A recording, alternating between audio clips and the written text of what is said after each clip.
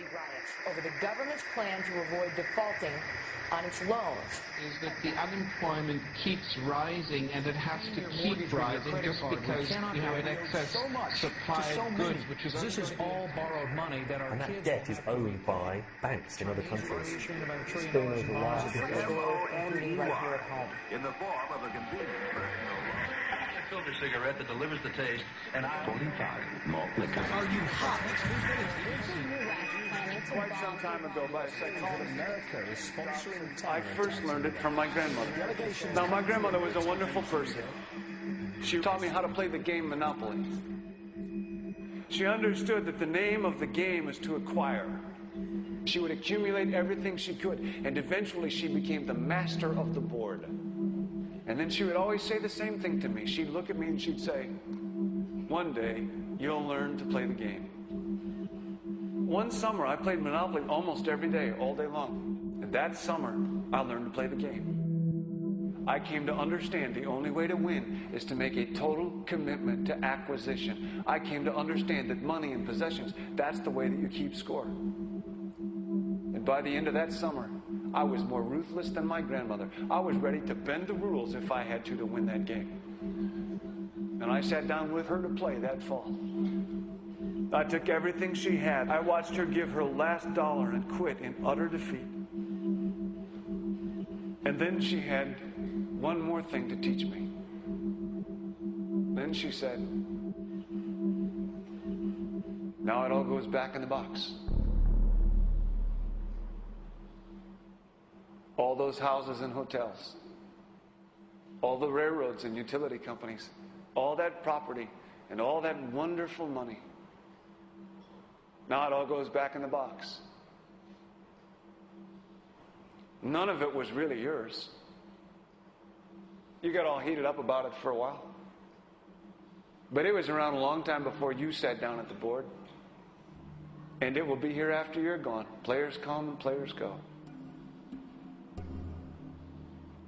Houses and cars, titles and clothes, even your body.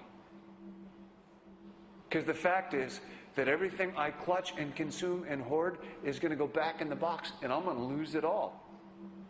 You have to ask yourself, when you finally get the ultimate promotion, when you've made the ultimate purchase, when you buy the ultimate home, when you have stored up financial security and climbed the ladder of success to the highest rung you can possibly climb it, and the thrill wears off, and it will wear off, then what? How far do you have to walk down that road before you see where it leads? Surely you understand, it'll never be enough. So you have to ask yourself the question, what matters?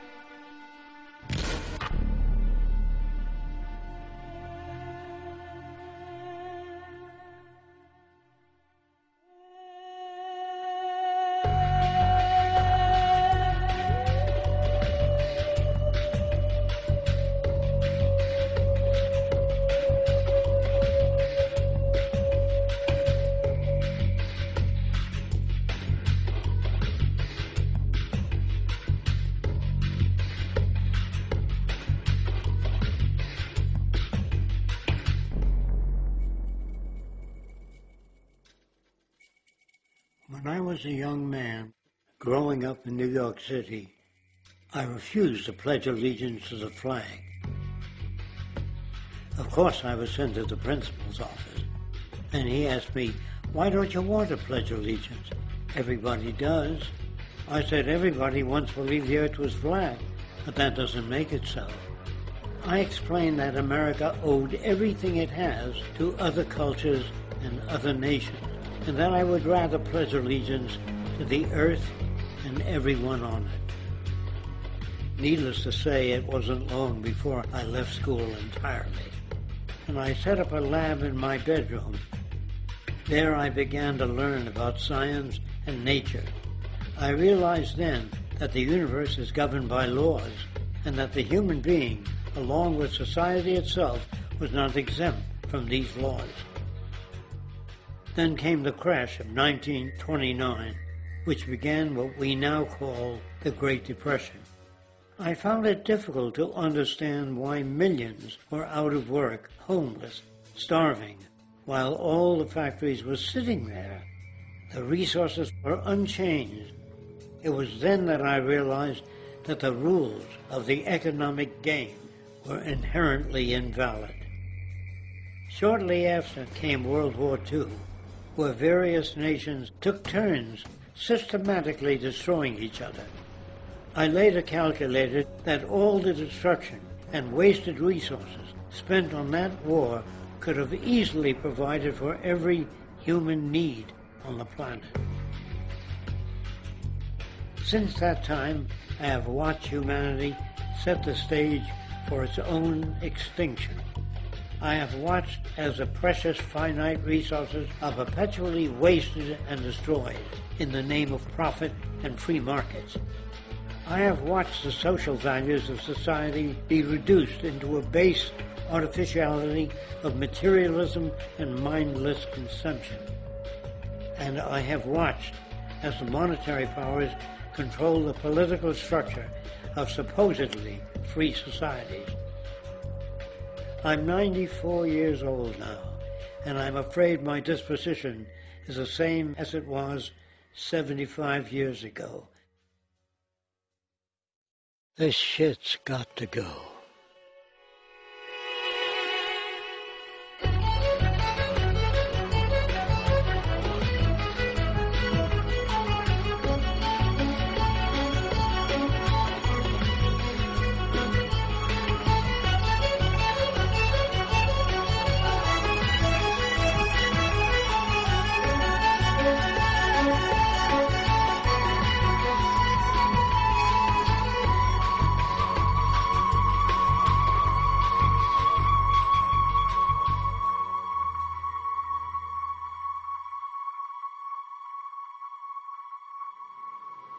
So you're a scientist, and somewhere along the way, hammered into your head is the inevitable nature versus nurture, and that's at least up there with Coke versus Pepsi or Greeks versus Trojans.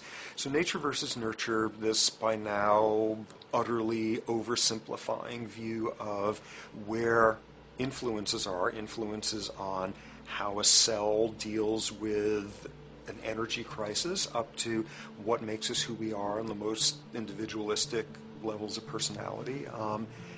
And what you've got is this complete false dichotomy built around nature as deterministic. At the very bottom of all the causality of life is DNA and the code of codes and the Holy Grail, and everything is driven by it. And at the other end, a much more social science perspective, which is we are social organisms, and biology is for slime molds. Humans are free of biology, and obviously both views are nonsense.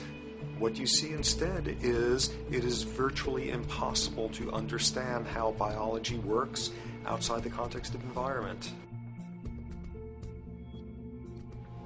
One of the most crazy-making yet widespread and potentially dangerous notions is, oh, that behavior is genetic. Now, what does that mean? It means all sorts of subtle stuff if you sort of know modern biology, but for most people out there, what it winds up meaning is a deterministic view of life, one rooted in biology and genetics. Genes equal things that can't be changed.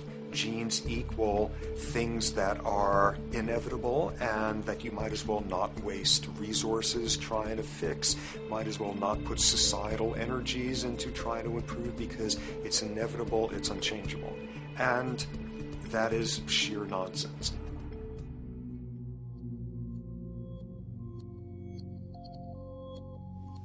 It is widely thought that conditions like ADHD are genetically programmed, conditions like schizophrenia are genetically programmed. The truth is the opposite. Nothing is genetically programmed. They're very rare diseases. I mean, a small handful, extremely sparsely represented in the population that are truly genetically determined. Most complex conditions might have a predisposition that is a genetic component, but a predisposition is not the same as a predetermination. The whole search for the source of diseases in the genome was doomed to failure before anybody even thought of it, because most diseases are not genetically predetermined. Heart disease, cancer, strokes, rheumatoid conditions, autoimmune conditions in general, mental health conditions, addictions, these are none of them genetically determined. Breast cancer, for example, out of 100 women with breast cancer, only 7 will carry the breast cancer genes. 93 do not. And out of 100 women who do have the genes, not all of them will get cancer.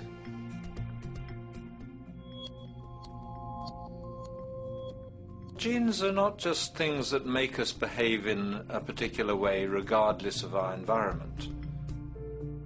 Genes give us different ways of responding to our environment. And in fact, it looks as if some of the early childhood influences of a kind of child rearing affect gene expression, actually turning on and off different genes to put you on a different developmental track, which may suit the kind of world you've got to deal with. So, for example, a study done in Montreal with suicide victims looked at autopsies of the brains of these people. And it turned out that if a suicide victim, these are usually young adults, had been abused as children, the abuse actually caused a genetic change in the brain that was absent in the brains of people who had not been abused.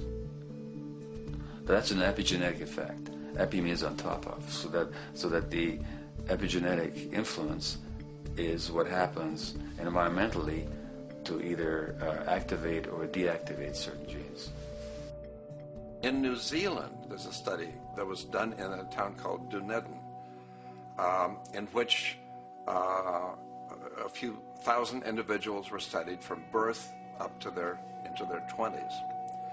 What they found was that they could identify a genetic mutation, an abnormal gene, which did have some relation to the predisposition to commit violence, but only if the individual had also been subjected to severe child abuse.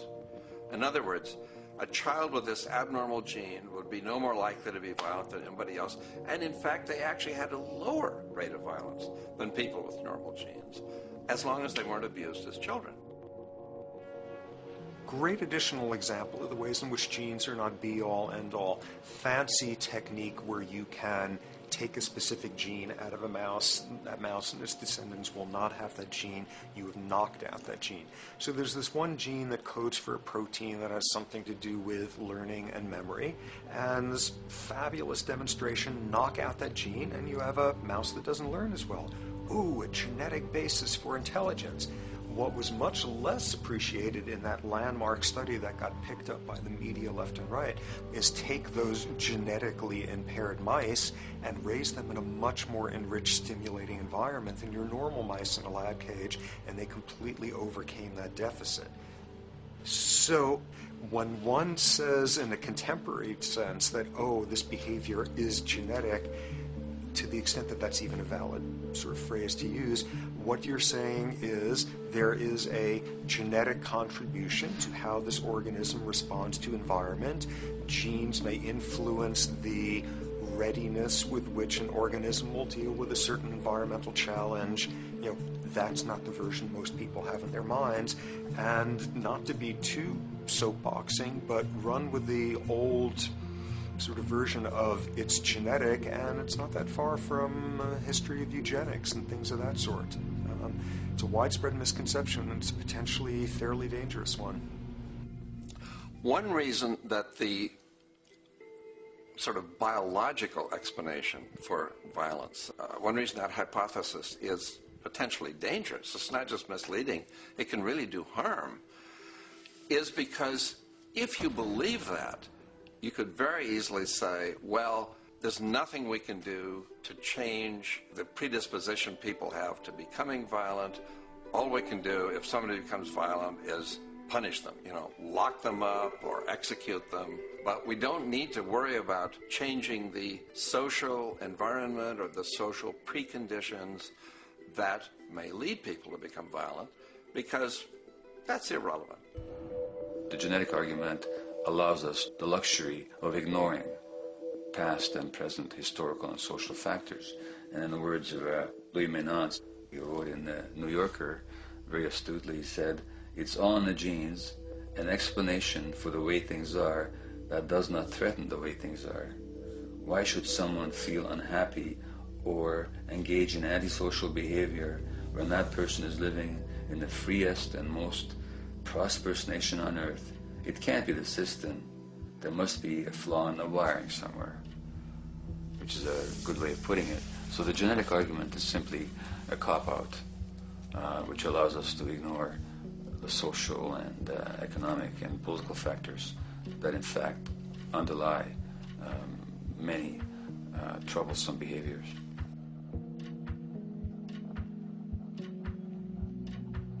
Addictions are usually considered to be a drug-related issue, but looking at it more broadly, I define addiction as any behavior that is associated with craving, with temporary relief, and with long-term negative consequences, along with an impairment of control over it, so that the person wishes to give it up or promises to do so, but can't follow through.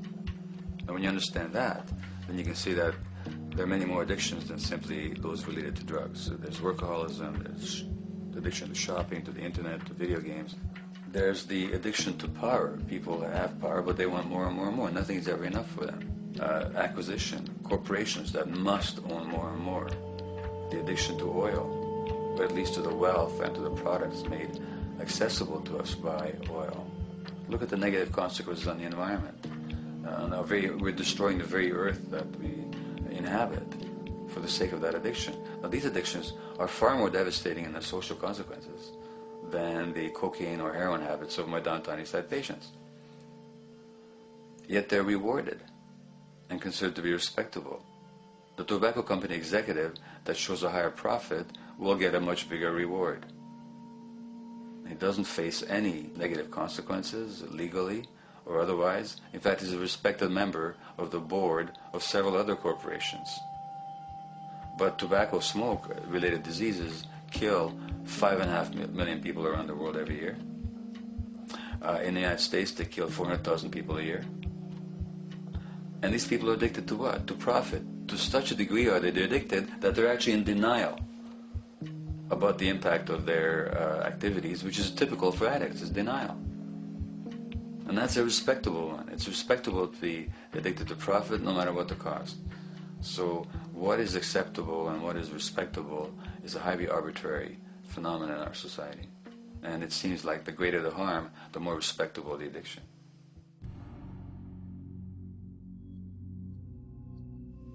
There's a general myth that drugs in themselves are addictive. In fact, the war on drugs is predicated on the idea that if you interdict the sources of drugs, you can deal with addiction that way. Now, if we understand addiction in a broader sense, we see that nothing in itself is addictive. No substance, no drug is by itself addictive, and no behavior is by itself addictive. Many people can go shopping without becoming shopaholics. Not everybody becomes a food addict. Not everyone who drinks a glass of wine becomes an alcoholic.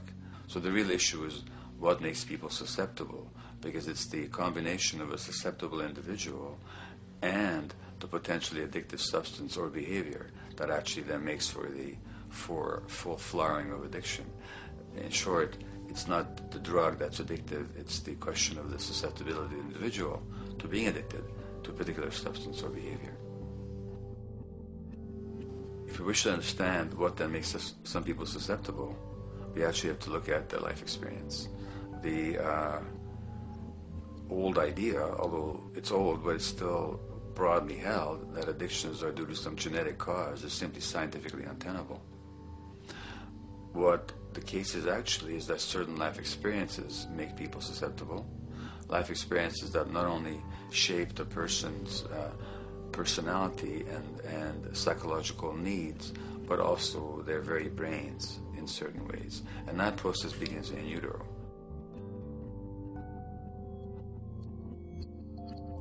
It's been shown, for example, that if you stress mothers during pregnancy, their children are more likely to have traits that predispose them to addictions. And that's because development is shaped by the psychological and social environment. So the biology of human beings is very much affected by and programmed by their life experiences beginning in utero. Environment does not begin at birth. Environment begins as soon as you have an environment. As soon as you are a fetus, you are subject to whatever information is coming through mom's circulations, hormones, levels of nutrients. Great landmark example of this, something called the Dutch hunger winter. 1944, Nazis occupying Holland. For a bunch of reasons, they decide to take all the food and divert it to Germany. For 3 months, everybody there is starving. Tens of thousands of people starve to death. What the Dutch hunger winter effect is, if you were a second or third trimester fetus during the starvation, your body learned something very unique during that time.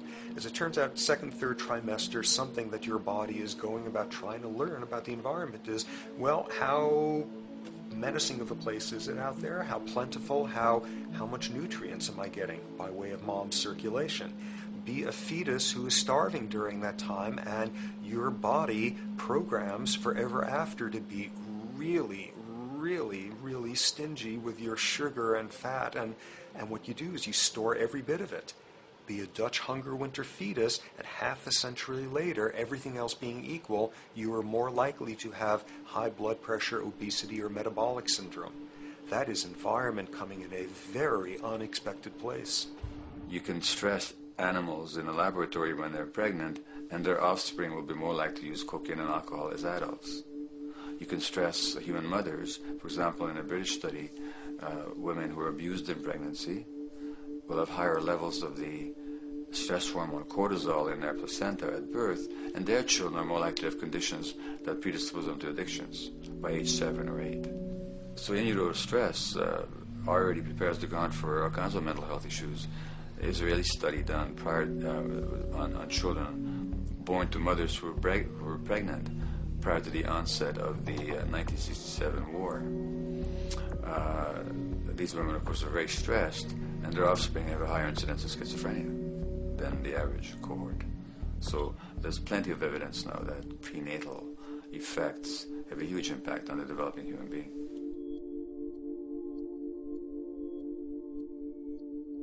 The point about human development, and specifically human brain development, is that it occurs mostly under the impact of the environment and mostly after birth. Now, if you compare us to a horse, which can run on the first day of life, we see that we are very undeveloped. We can't muster that much neurological coordination, balance, muscle strength, visual acuity until a year and a half, 2 years. And that's because the brain development that in the horse happens in the safety of the womb, in a human being has to happen after birth. And that has to do with simple evolutionary logic. As the head gets larger, which is what makes us into human beings, the burgeoning of the forebrain is what creates the human species, actually. At the same time, we walk on 2 legs, so our pelvis narrows to accommodate that. So now we have a narrower pelvis, a larger head. Bingo, we have to be born prematurely.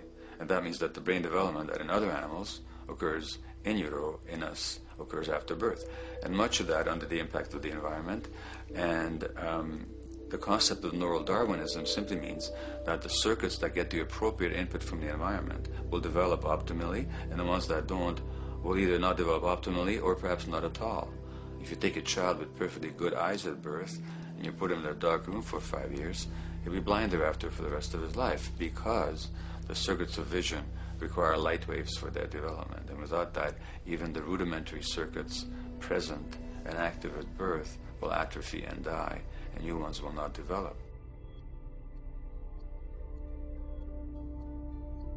There's a significant way in which early experiences shape adult behavior, and even and especially early experiences for which there's no recall memory. It turns out that there are two kinds of memory. There is explicit memory, which is recall. This is when you can call back facts, details, episodes, circumstances. But the structure in the brain, which is called the hippocampus, which encodes recall memory, it doesn't even begin to develop fully until 1.5 years, and it's not fully developed until much later, which is why hardly anybody has any recall memory prior to 18 months. But there's another kind of memory, which is called implicit memory, which is in fact an emotional memory, where the emotional impact and the interpretation that the child makes of those emotional experiences is ingrained in the brain in the form of nerve circuits ready to fire without specific recall. So to give you a clear example, people who are adopted have a lifelong sense of rejection very often. They can't recall the adoption, they can't recall the separation from birth mother, because there's nothing there to recall with. But the emotional memory of separation and rejection is deeply embedded in their brains. Hence, they're much more likely to experience a sense of rejection and a great emotional upset when they perceive themselves as being rejected than other people. That's not unique to people who are adopted, but it's particularly strong in them because of this function of implicit memory. People who are addicted, given that they, according to all the research literature, certainly in my experience, the hardcore addicts virtually were all significantly abused as children or suffered severe emotional loss. Their emotional or implicit memories are those of a world that's not safe and not helpful, caregivers who are not to be trusted, and relationships that are not safe enough to open up to vulnerably. And hence their responses tend to be to keep themselves separate from really intimate relationships, not to trust caregivers, doctors, and other people who are trying to help them, and generally see the world as an unsafe place. And that's strictly a function of implicit memory, which sometimes has to do with incidents they don't even recall.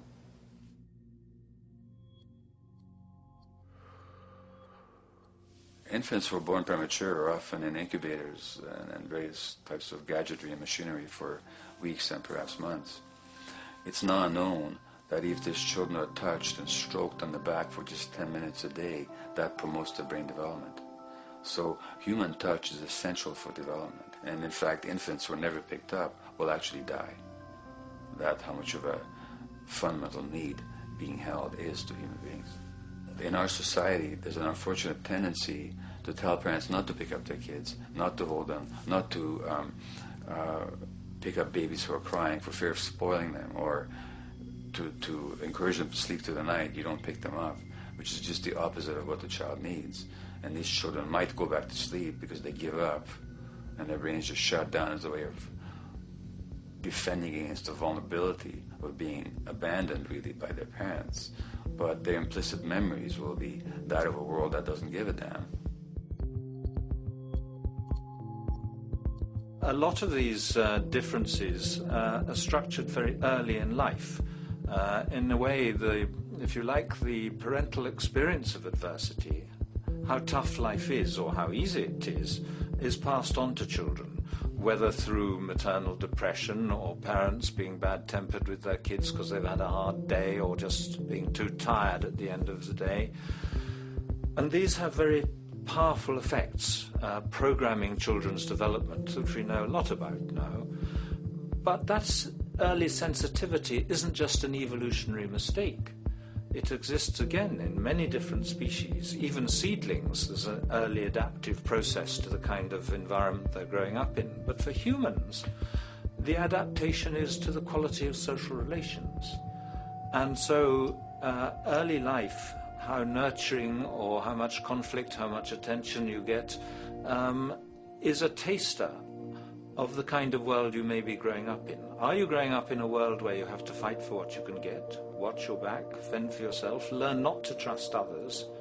Or are you growing up in a society where you depend on reciprocity, mutuality, cooperation, where empathy is important, where your security depends on good relations with other people?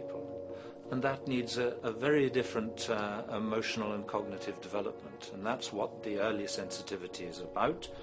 And parenting is almost, quite unconsciously, a system for passing on that experience to children of the kind of world they're in. The great British child psychiatrist D.W. Winnicott said that fundamentally two things can go wrong in childhood. One is when things happen that shouldn't happen, and then things that should happen but don't. And the first category is the traumatic and abusive and abandonment experiences of my downtown East Side patients and of many addicts. That's what shouldn't happen but did. But then there is the non-stressed, attuned, non-distracted attention of the parent that every child needs, that very often children don't get. They're not abused, they're not neglected, and they're not traumatized. But what should happen, the presence of the emotionally available, nurturing parent, just is not available to them because of the stresses in our society and the parenting environment. And the psychologist Alan Shore calls that proximal abandonment, when the parent is physically present but emotionally absent. I have spent roughly the last 40 years of my life working with the most violent people our society produces, murderers, rapists, and so on, in an attempt to understand what causes this violence. I discovered that the most violent of the criminals in our prisons had themselves been victims of a degree of child abuse that was beyond the scale of what I ever thought of applying the term child abuse to. I had no idea of the depth of the depravity with which children in our society are all too often treated.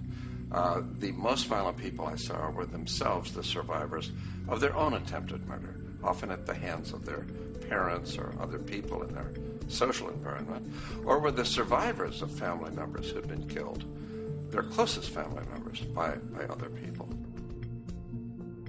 The Buddha argued that everything depends on everything else. He says the one contains the many and the many contains the one. That you can't understand anything in isolation from its environment. The leaf contains the sun, the sky, and the earth, obviously.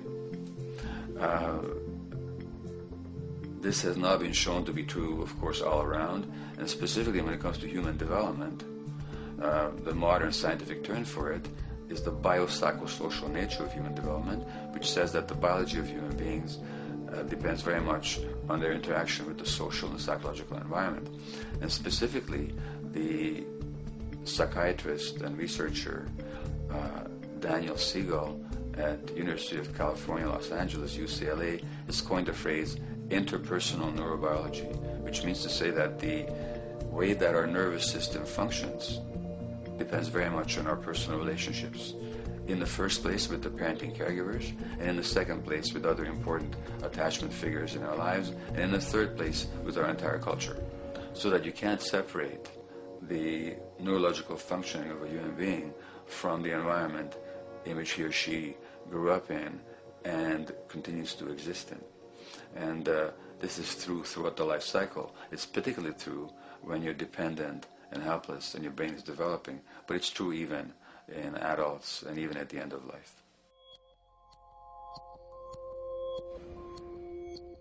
Human beings have lived in almost every kind of society, from the most egalitarian, hunting and gathering societies seem to have been very egalitarian, for instance, based on food sharing, gift exchange.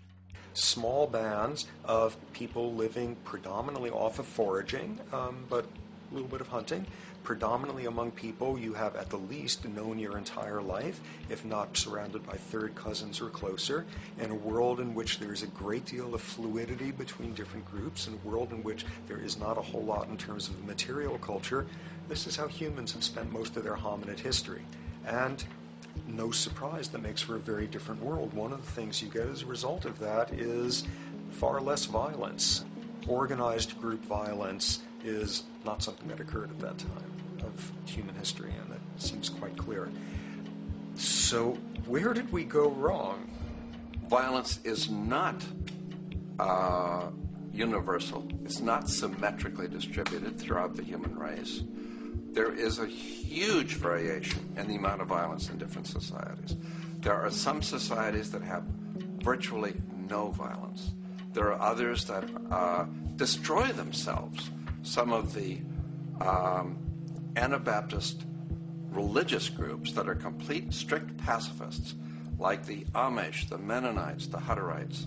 Among some of these groups, the Hutterites, there are no recorded cases of homicide. During our major wars, like World War II, where people were being drafted, they would refuse to serve in the military. They would go to prison rather than serve in the military. In the kibbutzim in Israel, the level of violence is so low that the criminal courts there will often send violent offenders, people who've committed crimes, to live on the kibbutzim in order to learn how to live a nonviolent life, because that's the way people live there.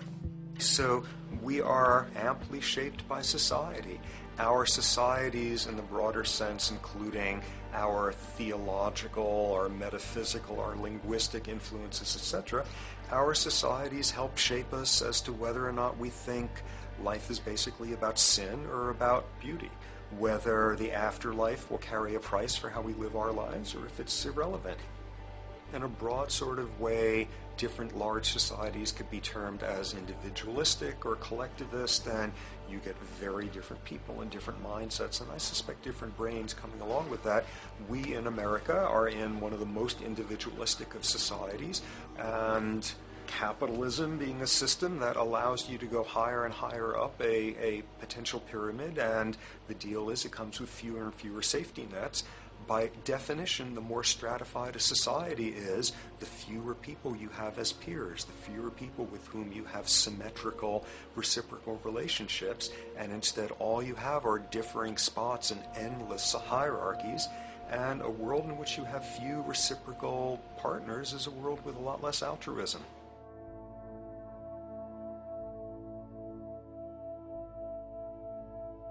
Alright, so this brings us to a total impossible juncture, which is to try to make sense in perspective of science as to what the nature is of human nature.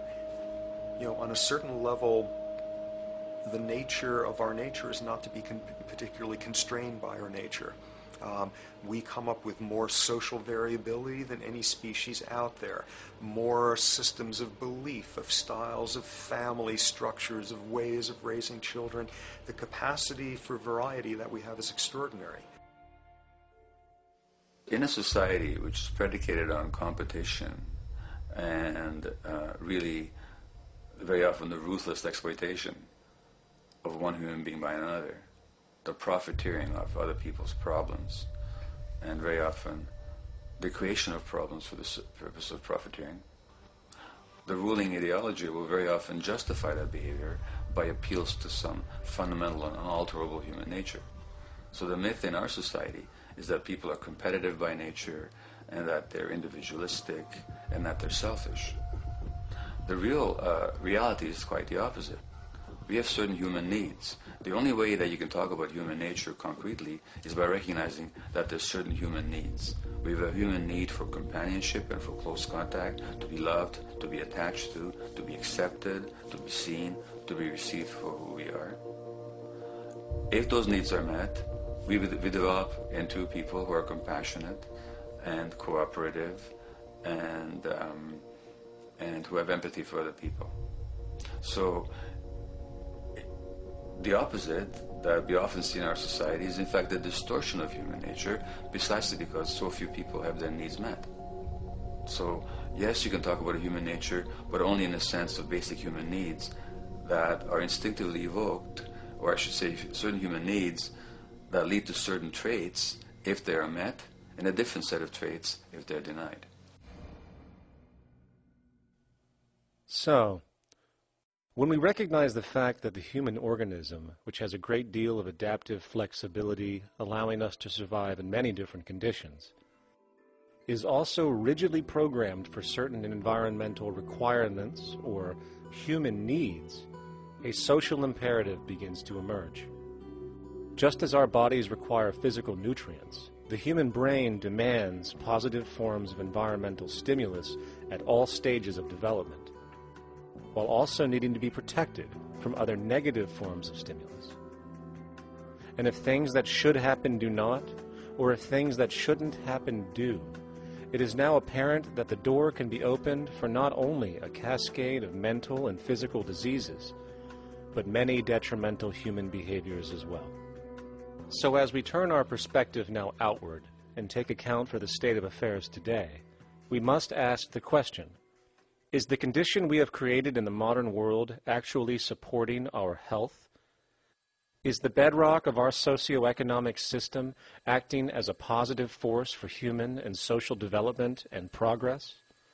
Or is the foundational gravitation of our society actually going against the core evolutionary requirements needed to create and maintain our personal and social well-being?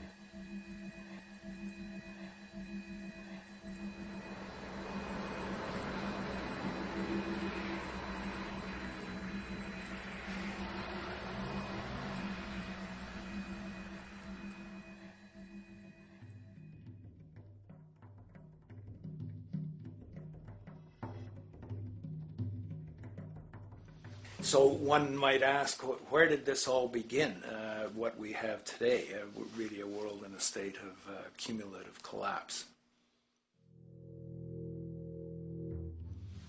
You get it started with John Locke. And John Locke introduces property, and he has three provisos for just private right and property. And the three provisos are that there must be enough left over for others, and that you must not let it spoil, and that you, most of all, must mix your labor with it. It seems justified. You mix your labor with the world, then you're entitled to the product, and as long as there's enough left over for others, and as long as it doesn't spoil, you don't allow anything to go to waste, that's okay. Well, he spends a long time of his famous treatise of government, and it's since been the canonical text for economic and political and legal understanding. It's still a classic text to study. Well, what he did is, after he gives the provisos, and you're almost thinking at the time whether you're for private property or not, he's given a very good and plausible and powerful defense of private property here. Well, he drops them. He drops them like that, right in one sentence. He says, well, once the introduction of money came in by men's tacit consent, then it became, and he doesn't say all the provisos are canceled, erased, but that's what happens. So now we have not product and your property earned by your own labor. Oh no, money buys labor now. There's no longer consideration of whether there's enough left over for others. There's no longer consideration of whether it spoils, because he says, well, money's like silver and gold can't spoil, therefore monies can't be responsible for waste, which is ridiculous. We're not talking about money and silver. We're talking about what its effects are. It's one non sequitur after another. Just the most startling logical legerdemain that he gets away with here. But it fits the interests of capital owners. Then Adam Smith comes along, and what he adds is the religion to this. Locke started with God made it all this way. This is God's right. And now we get also with Smith coming along and says it's not only God's, I mean, he's not saying this, but this is what's happening philosophically in principle. He's saying it's not only a question of private property. That's all now presupposed, is given. And that there's money investors that buy labor, given. That there's no limit to how much they can buy of other men's labor, how much they can accumulate, how much inequality. That's all given now. And so he comes along, and what his big idea is, and again, it's just introduced in parentheses, en passant. You know, when people put out the goods for sale and others, you know, the supply, and other people buy them with the demand and so forth, how do we have supply equaling demand or demand equaling supply? How can they come into equilibrium? And that is one of the central notions of economics, is how do they come into equilibrium? And he says it's the invisible hand of the market that brings them into equilibrium. So now we have God is actually immanent. He just didn't give the rights to property and how, all its wherewithal and its natural rights of doing all that Locke said. Now we have the system itself as God. In fact, Smith says, when he talks, and you'll never find this quoted, you'll have to read the whole of the Inquiry into the Wealth of Nations. He says, the scantiness of subsistence sets limits to the reproduction of the poor, and that nature can deal with this in no other way than elimination of their children. So he anticipated evolutionary theory in the worst sense applied. This is well before Darwin. And so he called them the race of laborers. So you can see there was inherent racism built in here. There was an inherent acceptance, life blindness to kill innumerable children. And he thought, well, that's the invisible hand making supply meet demand and demand meet supply. So see how wise God is.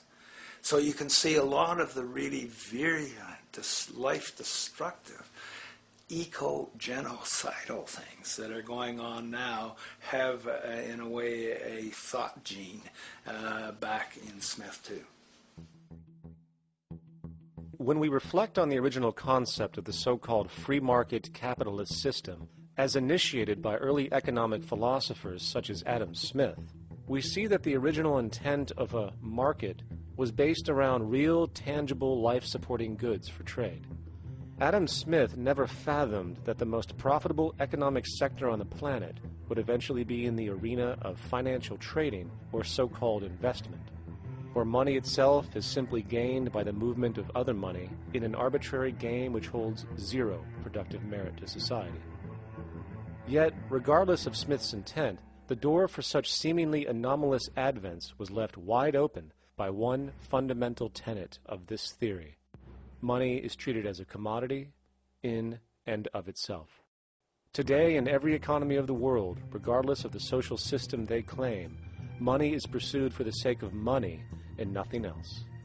The underlying idea, which was mysteriously qualified by Adam Smith with his religious declaration of the invisible hand, is that the narrow, self-interested pursuit of this fictional commodity will somehow magically manifest human and social well-being and progress. The reality is that the monetary incentive interest, or what some have termed the money sequence of value, has now completely decoupled from the foundational life interest, which could be termed the life sequence of value. What has happened is that there's a complete confusion in economic doctrine between those two sequences. They think that the money sequence of value delivers the life sequence of value, and that's why they say if more goods are sold, if GDPs rise and so forth, therefore there'll be more well-being, enhanced well-being. We take the GDP to be basically our indicator of social health. Well, there you see the confusion. It's talking about money sequences of value, that is all the receipts, all the revenues that are derived from selling goods, and they're confusing that with life reproduction, so that you have built right into this thing from the beginning is a complete conflation of the money and life sequences of value. So we're dealing with a kind of structured delusion that becomes more and more deadly as the money sequence decouples from producing anything at all. So it's a system disorder, and the system disorder seems to be fatal.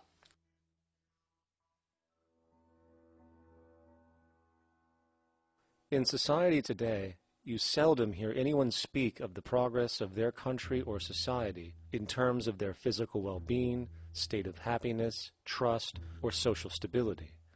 Rather, the measures are presented to us through economic abstractions. We have the gross domestic product, the consumer price index, the value of the stock market, rates of inflation, and so on. But does this tell us anything of real value as to the quality of people's lives? No, all these measures have to do with the money sequence itself and nothing more. For example, the gross domestic product of a country is a measure of the value of goods and services sold. This measure is claimed to correlate to the standard of living of a country's people. In the United States, healthcare accounted for over 17% of GDP in 2009, amounting to over $2.5 trillion spent, hence creating a positive effect on this economic measure. And based on this logic, it would be even better for the U.S. economy if healthcare services increased more so, perhaps to $3 trillion or $5 trillion, since that would create more growth, more jobs, and hence boasted by economists as a rise in their country's standard of living. But wait a minute, what do healthcare services actually represent? Well, sick and dying people. That's right, the more unhealthy people there are in America, the better the economy. Now, that is not an exaggeration or a cynical perspective. In fact, if we step back far enough, you will realize that the GDP not only doesn't reflect real public or social health on any tangible level, it is, in fact, mostly a measure of industrial inefficiency and social degradation. And the more you see it rise, the worse things are becoming with respect to personal, social, and environmental integrity. You have to create problems to create profit. There is no profit under the current paradigm in saving lives, putting balance on this planet, having justice and peace or anything else. There's just no profit there. There's an old saying, pass a law, create a business, whether you're creating a business for a lawyer or whatever. So, crime does create business, just like destruction creates business in Haiti. We have now roughly 2 million people incarcerated in this country, and of those, many of them are in prisons run by private corporations, Corrections Corporation of America, Wackenhut, who trade their stock on Wall Street based upon how many people are in jail. Now, that's sickness, but that is a reflection of what this economic paradigm calls for. So what exactly does this economic paradigm call for? What is it that keeps our economic system going? Consumption. Or more accurately, cyclical consumption. When we break down the foundation of classic market economics, we are left with a pattern of monetary exchange that simply cannot be allowed to stop or even substantially slowed, if the society as we know it is to remain operational. There are three main actors on the economic stage: the employee, the employer, and the consumer. The employee sells labor to the employer for income. The employer sells its production services and hence goods to the consumer for income. And the consumer, of course, is simply another role of the employer and employee, spending back into the system to enable the cyclical consumption to continue. In other words, the global market system is based on the assumption that there will always be enough product demand in society to move enough money around at a rate which can keep the consumption process going. And the faster the rate of consumption, the more so-called economic growth is assumed, and so the machine goes. But hold on, I thought an economy was meant to, economize? Doesn't the very term have to do with preservation and efficiency and a reduction of waste? So how does our system, which demands consumption and the more the better, efficiently preserve or economize at all? Well, it doesn't. The intent of the market system is, in fact, the exact opposite of what a real economy is supposed to do, which is efficiently and conservatively orient the materials for production and distribution of life-supporting goods. We live on a finite planet with finite resources, where, for example, the oil we utilize took millions of years to develop, where the minerals we use took billions of years to develop. So, having a system that deliberately promotes the acceleration of consumption for the sake of so-called economic growth is pure ecocidal insanity. Absence of waste, that's what efficiency is. Absence of waste. This system is more wasteful than all the other existing systems in the history of the planet. Every level of life organization and life system is in a state of crisis and challenge and decay or collapse. No peer-reviewed journal in the last 30 years will tell you anything different. That is that every life system is in decline, as well as social programs, as well as our water access. Try to name any means of life that isn't threatened and in danger. You can't. There really isn't one, and that's very, very despairing. But we haven't even figured out the causal mechanism. We don't want to face the causal mechanism. We just want to go on, that's what insanity is, where you keep doing the same thing over and over again, though it clearly doesn't work. So you're really dealing with not an economic system, but I would go so far as to say an anti-economic system. There's an old saying that the competitive market model seeks to create the best possible goods at the lowest possible prices. This statement is essentially the incentive concept which justifies market competition based on the assumption that the result is the production of higher quality goods. If I was going to build myself a table from scratch, I would naturally build it out of the best, most durable materials possible, right? With the intent for it to last as long as possible. Why would I want to make something poor, knowing I would have to eventually do it again and expend more materials and more energy? Well, as rational as that may seem in the physical world, when it comes to the market world, it is not only explicitly irrational, it is not even an option. It is technically impossible to produce the best of anything if a company is to maintain a competitive edge and hence remain affordable to the consumer. Literally everything created and set for sale in the global economy is immediately inferior the moment it is produced, for it is a mathematical impossibility to make the most scientifically advanced, efficient, and strategically sustainable products. This is due to the fact that the market system requires that cost efficiency, or the need to reduce expenses, exist at every stage of production, from the cost of labor to the cost of materials and packaging, and so on.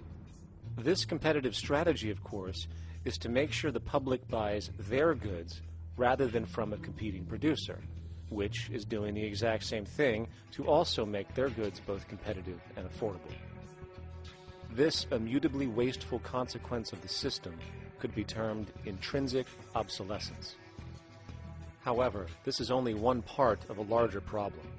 A fundamental governing principle of market economics, one that you will not find in any textbook, by the way, is the following.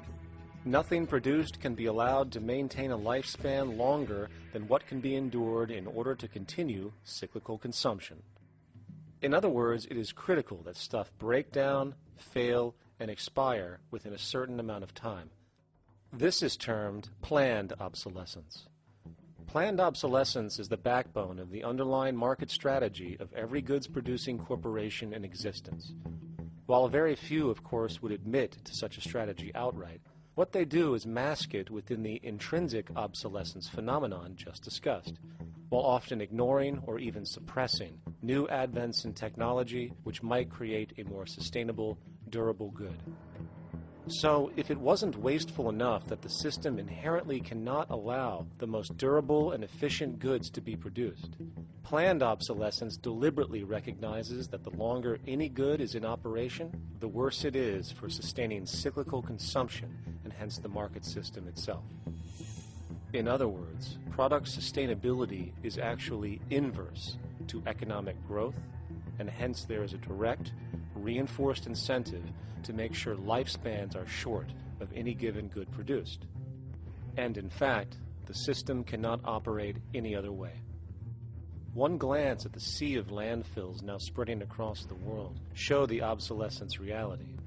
There are now billions of cheaply made cell phones, computers, and other technology, each full of precious, difficult-to-mine materials such as gold, coltan, copper, now rotting in vast piles, usually due to the mere malfunction or obsolescence of small parts, which, in a conservative society, could likely be fixed or updated, and the life of the good extended.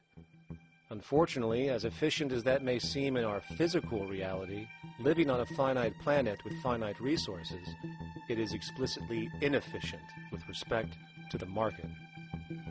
To put it into a phrase, efficiency, sustainability, and preservation are the enemies of our economic system.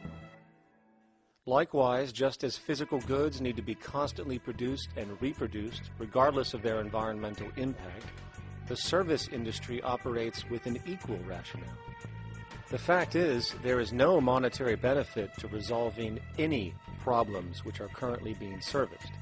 At the end of the day, the last thing the medical establishment really wants is the curing of diseases such as cancer, which would eliminate countless jobs and trillions in revenue. And since we're on the subject, crime and terrorism in this system are good. Well, at least economically, for it is employing police, generating high-value commodities for security, not to mention the value of prisons that are privately owned for profit.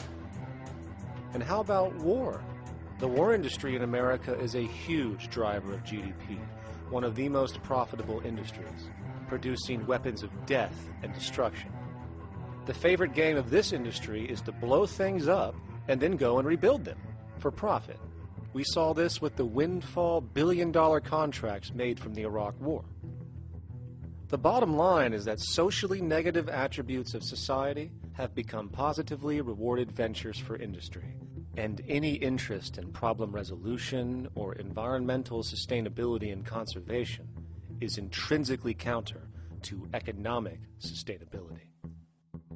And this is why every time you see the GDP rise in any country, you are witnessing an increase in necessity, whether real or contrived. And by definition, a necessity is rooted in inefficiency. Hence, increased necessity means increased inefficiency.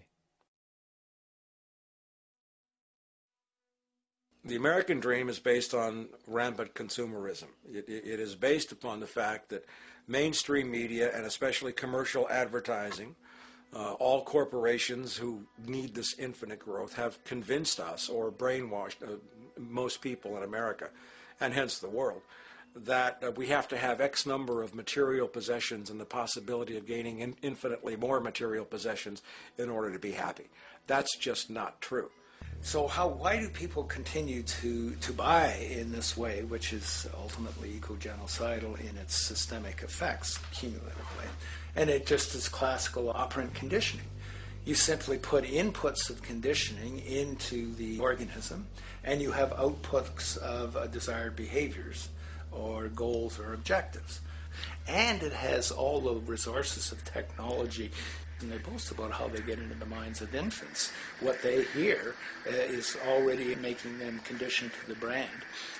Then you see, well, that's how people have been such fools. In a way, they've been taught to be fools. It's a value system disorder.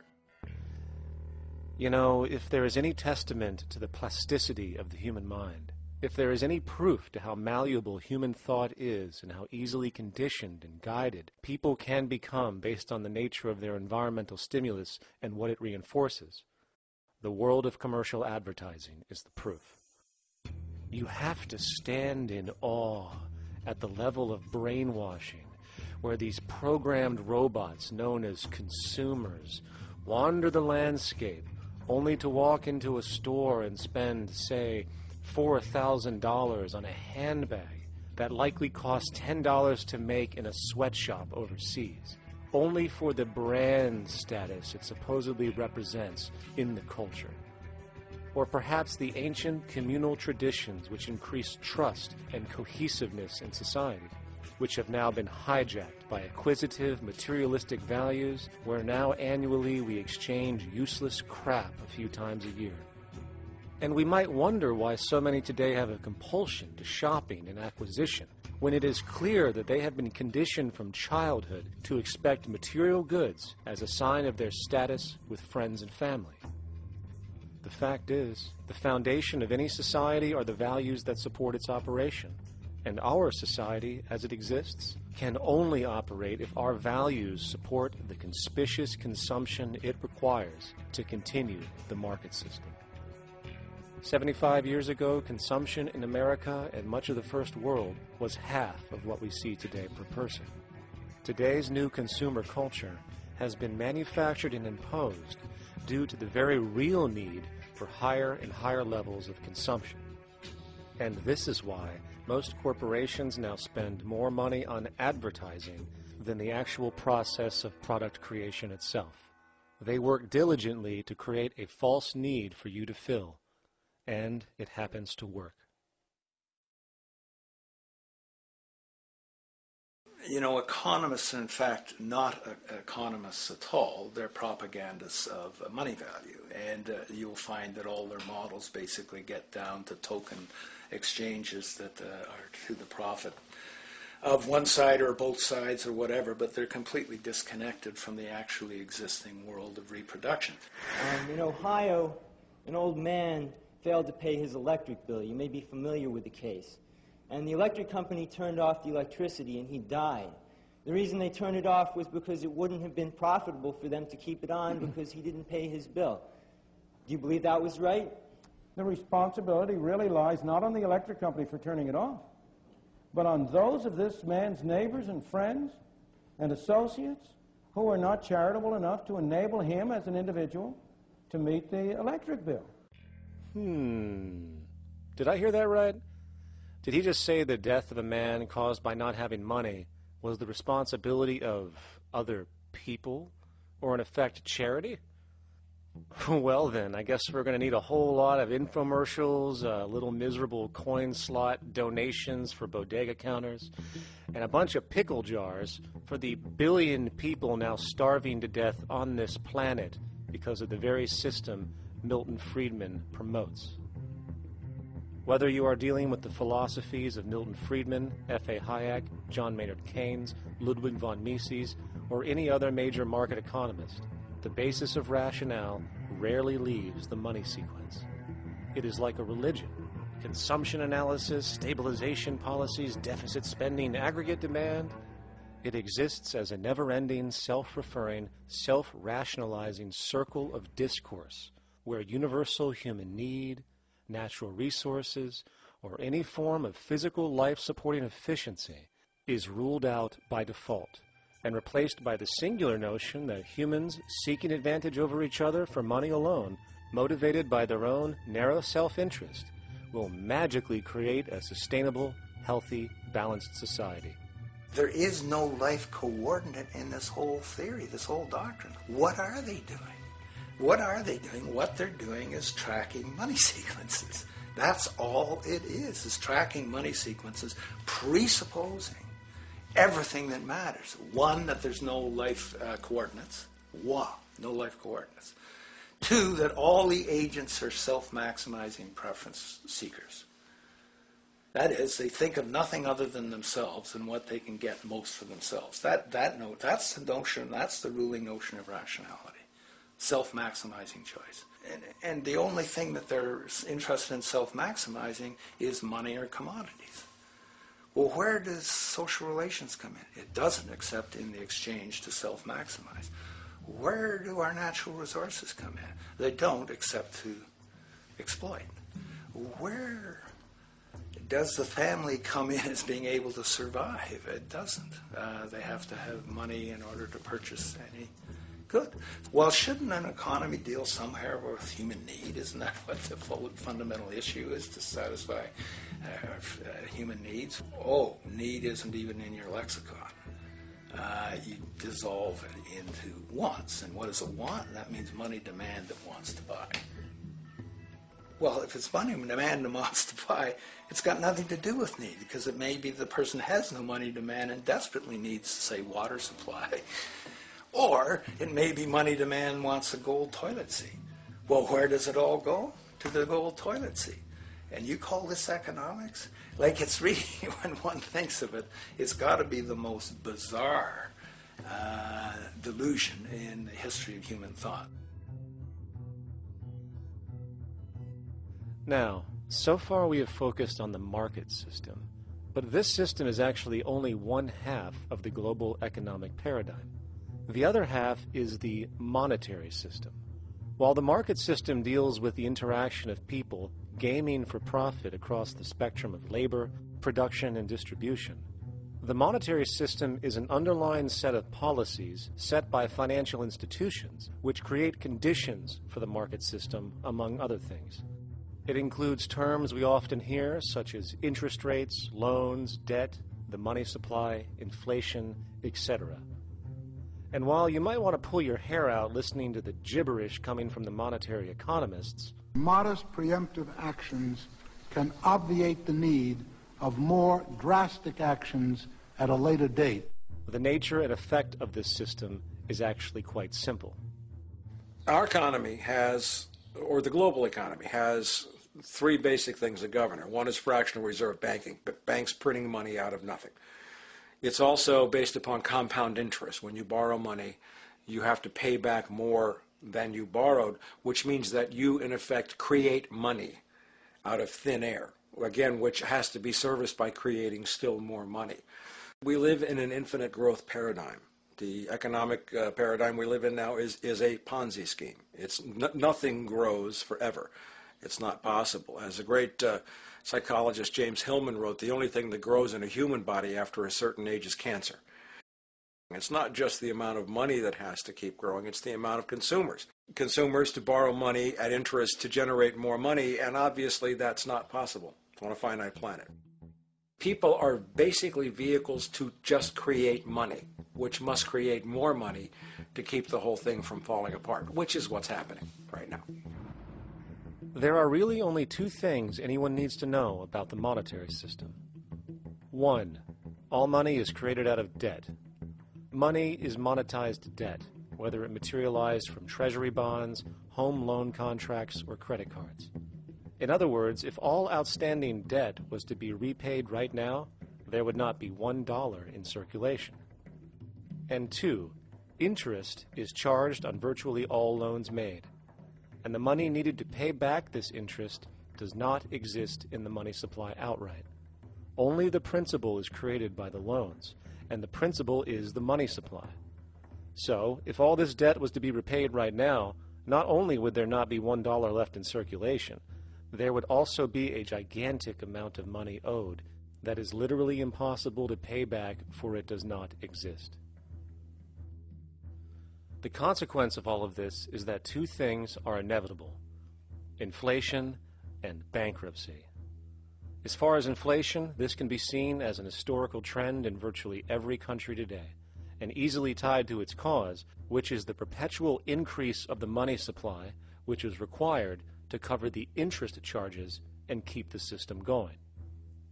As far as bankruptcy, it comes in the form of debt collapse. This collapse will inevitably occur with a person, a business, or a country, and typically happens when the interest payments are no longer possible to make. But there is a bright side to all of this. Well, at least in terms of the market system, because debt creates pressure. Debt creates wage slaves. A person in debt is much more likely to take a low wage than a person who isn't, hence becoming a cheap commodity. So it's great for the corporations to have a pool of people that have no financial mobility. But hey, that same train of thought also goes for entire countries. The World Bank and the International Monetary Fund, which mostly serve as proxies for transnational corporate interests, give gigantic loans to troubled countries at very high interest rates. And then, once the countries are deeply in the hole and can't pay, austerity measures are applied, the corporations swoop in, set up sweatshops, and take their natural resources. Now that's market efficiency. But wait, there's more. You see, there's this unique hybrid of the monetary and market system called the stock market, which rather than, actually produce anything real, they just buy and sell money itself. And when it comes to debt, you know what they do? That's right, they trade it. They actually buy and sell debt for profit, from credit default swaps and collateralized debt obligations for consumer debt, to complex derivative schemes used to mask the debt of entire countries, such as the collusion of investment bank Goldman Sachs in Greece, which nearly collapsed the entire European economy. So when it comes to the stock market and Wall Street, we have an entirely new level of insanity born out of the money sequence of value. All you need to know about markets was written in an editorial in the Wall Street Journal a couple of years ago. It was called Lessons of the Brain-Damaged Investor. And in this editorial, they explain why people with slight brain damage do better as investors than people with normal brain functionality. Why? Because the slightly brain-damaged person has no empathy. And that's the key. If you don't have any empathy, you do well as an investor. And so Wall Street breeds people who have no empathy, to go in there and to make decisions and make trades that they have no compunction about and no thought whatsoever as to what they're doing might affect their fellow human being. So they breed these robots, these people who have no souls. And since they don't even want to pay these people anymore, they're now breeding robots, real algorithmic traders.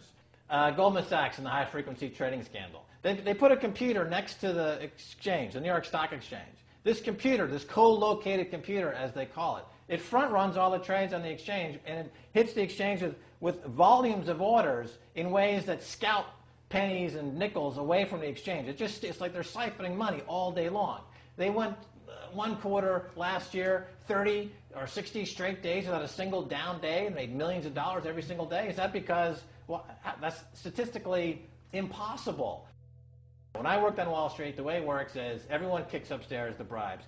The brokers bribe to the office manager bribes to the regional sales manager bribes to the national sales manager. It's a common understanding. At Christmas, who gets the biggest bonus at Christmas in an average brokerage office? The compliance officer. The compliance officer sits there all day long. He's supposed to be making sure you don't violate any of the margin rules and you're complying with the law. Of course, to the extent that you can bribe the compliance officer, that's right, you are complying with the law. So how does fraud has become the system? It's no longer a byproduct. It is the system. You know, it's like that old Woody Allen joke. He says, "Doctor, my brother thinks he's a chicken." And the doctor says, "Take a pill, and that should cure the problem." And he says, "No, doctor, you don't understand. We need the eggs." Okay? So the trading of fraudulent claims back and forth between banks to generate fees, to generate bonuses, has become the GDP producing growth engine of the United States economy. Even though they're essentially trading fraudulent claims that there's absolutely no hope of ever paying back. They're processing and generating and resecuritizing nothing. If I write $20 billion on a cocktail napkin and I sell it to J.P. Morgan, while J.P. Morgan writes $20 billion on a cocktail napkin, and we swap those two cocktail napkins at a bar, and we each pay ourselves 1/4% in a fee, we make a lot of money for our Christmas bonus. We each have on our books a $20 billion cocktail napkin, which has no real value until such time as the system is no longer able to absorb bogus cocktail napkins, in which case we go to the government to get bailed out. And because of Wall Street and the global stock market, there are now conservatively about $700 trillion of outstanding fraudulent claims known as derivatives, still waiting to collapse, a value amounting to over 10 times the gross domestic product of the entire planet. And while we have seen the bailouts of corporations and banks by governments, which of course comedically borrow their money from banks to begin with, we are now seeing attempts to bail out whole countries by conglomerates of other countries through the international banks. But how do you bail out a planet? There is no country out there that isn't now saturated in debt. The cascade of sovereign debt defaults we have seen can only be the beginning when the math is taken into account. It has been estimated in the United States alone that income tax would need to be raised to 65% per person just to cover the interest in the near future. Economists are now foreshadowing that within a few decades, 60% of the countries on the planet will be bankrupt. But, hold on, let me get this straight. The world is going bankrupt, whatever the hell that means, because of this idea called debt, which doesn't even exist in the physical reality. It's only part of a game that we've invented. And yet, the well-being of billions of people is now being compromised. Extreme layoffs, tent cities, accelerating poverty, austerity measures imposed, schools shutting down, child hunger, and other levels of familial deprivation, all because of this elaborate fiction. What are we, fucking stupid? Hey, Mars, my man. Help a brother out, huh? Grow up, kid.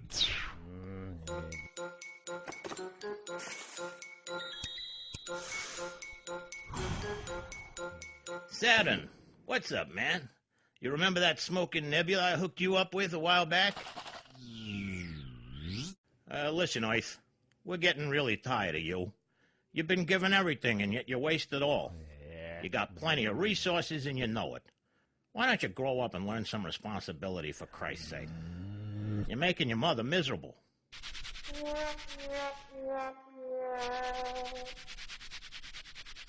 You're on your own, pal. Yeah, whatever.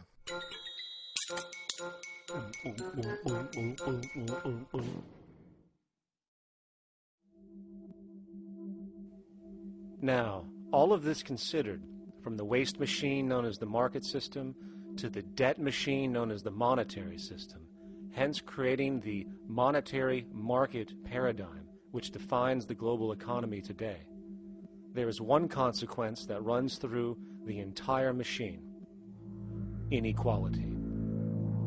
Whether it is the market system which creates a natural gravitation towards monopoly and power consolidation, while also generating pockets of wealthy industries that tower over others regardless of utility, such as the fact that top hedge fund managers on Wall Street now take home over $300 million a year for contributing literally nothing, while a scientist looking for a cure for a disease trying to help humanity might make $60,000 a year if they're lucky. Or whether it is the monetary system, which has class division built right into its structure. For example, if I have $1 million to spare and I put it into a CD at 4% interest, I will make $40,000 a year. No social contribution, no nothing. However, if I'm a lower class person and have to take loans to buy my car or home, I am paying in interest, which, in abstraction, is going to pay that millionaire with the 4% CD. This stealing from the poor to pay the rich is a foundational, built-in aspect of the monetary system, and it could be labeled structural classism. Of course, historically, social stratification has always been deemed unfair, but obviously accepted overall as now 1% of the population owns 40% of the planet's wealth.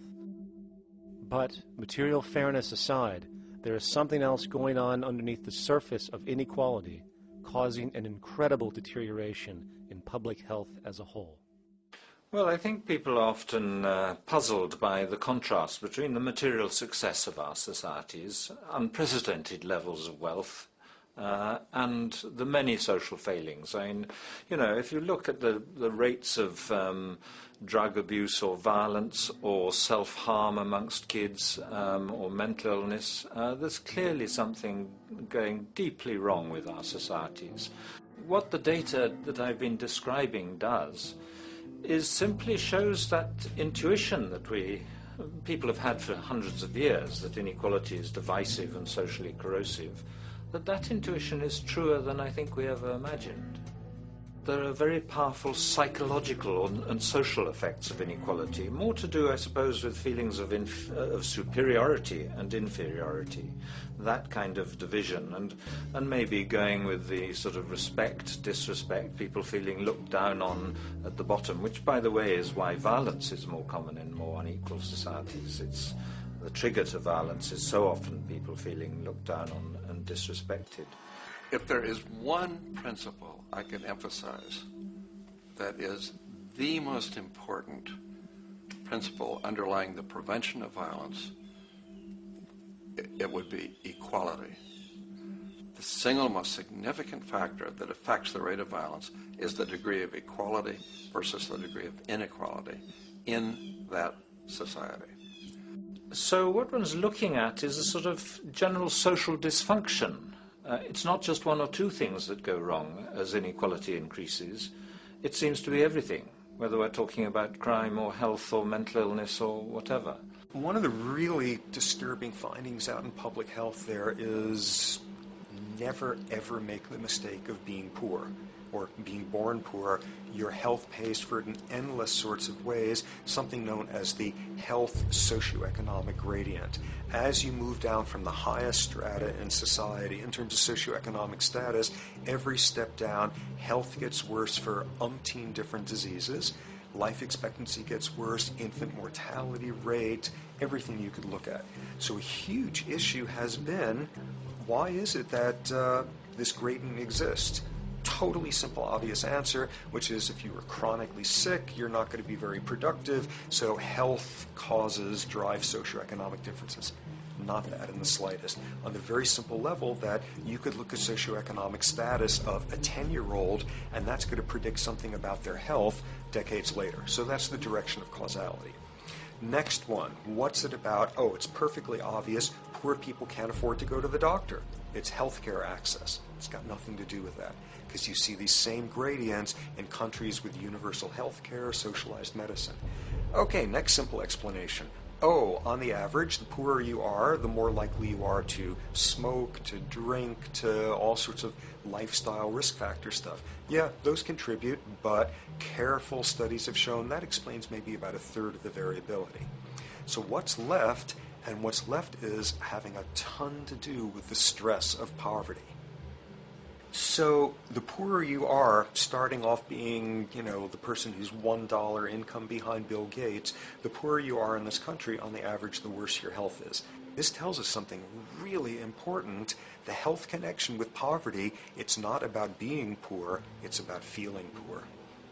Increasingly, we recognize that chronic stress has an important influence on health, but the most important sources of stress are the quality of social relations. And if there is anything that lowers the quality of social relations, it is the socioeconomic stratification of society.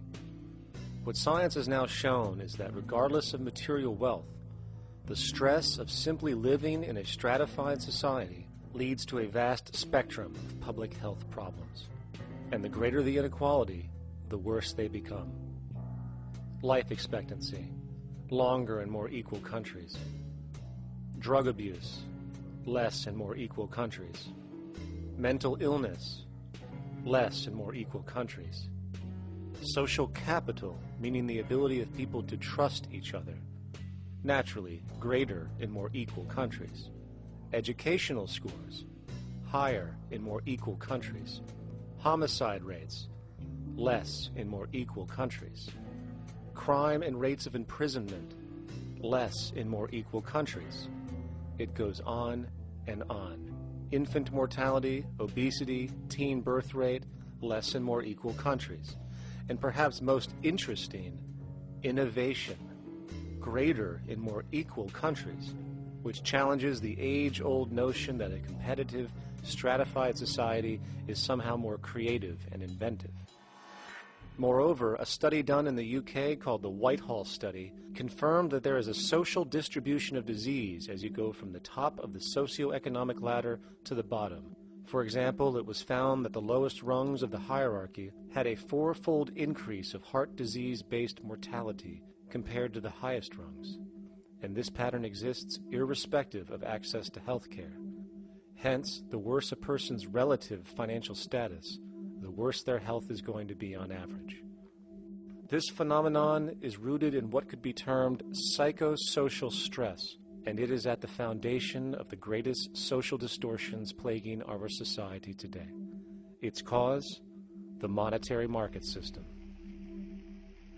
Make no mistake, the greatest destroyer of ecology, the greatest source of waste and depletion and pollution, the greatest purveyor of violence, war, crime, poverty, animal abuse, and inhumanity, the greatest generator of social and personal neuroses, mental disorders, depression, anxiety, not to mention the greatest source of social paralysis, stopping us from moving into new methodologies for personal health, global sustainability, and progress on this planet, is not some corrupt government or legislation, not some rogue corporation or banking cartel, not some flaw of human nature, and not some secret hidden cabal that controls the world. It is, in fact, the socio-economic system itself at its very foundation.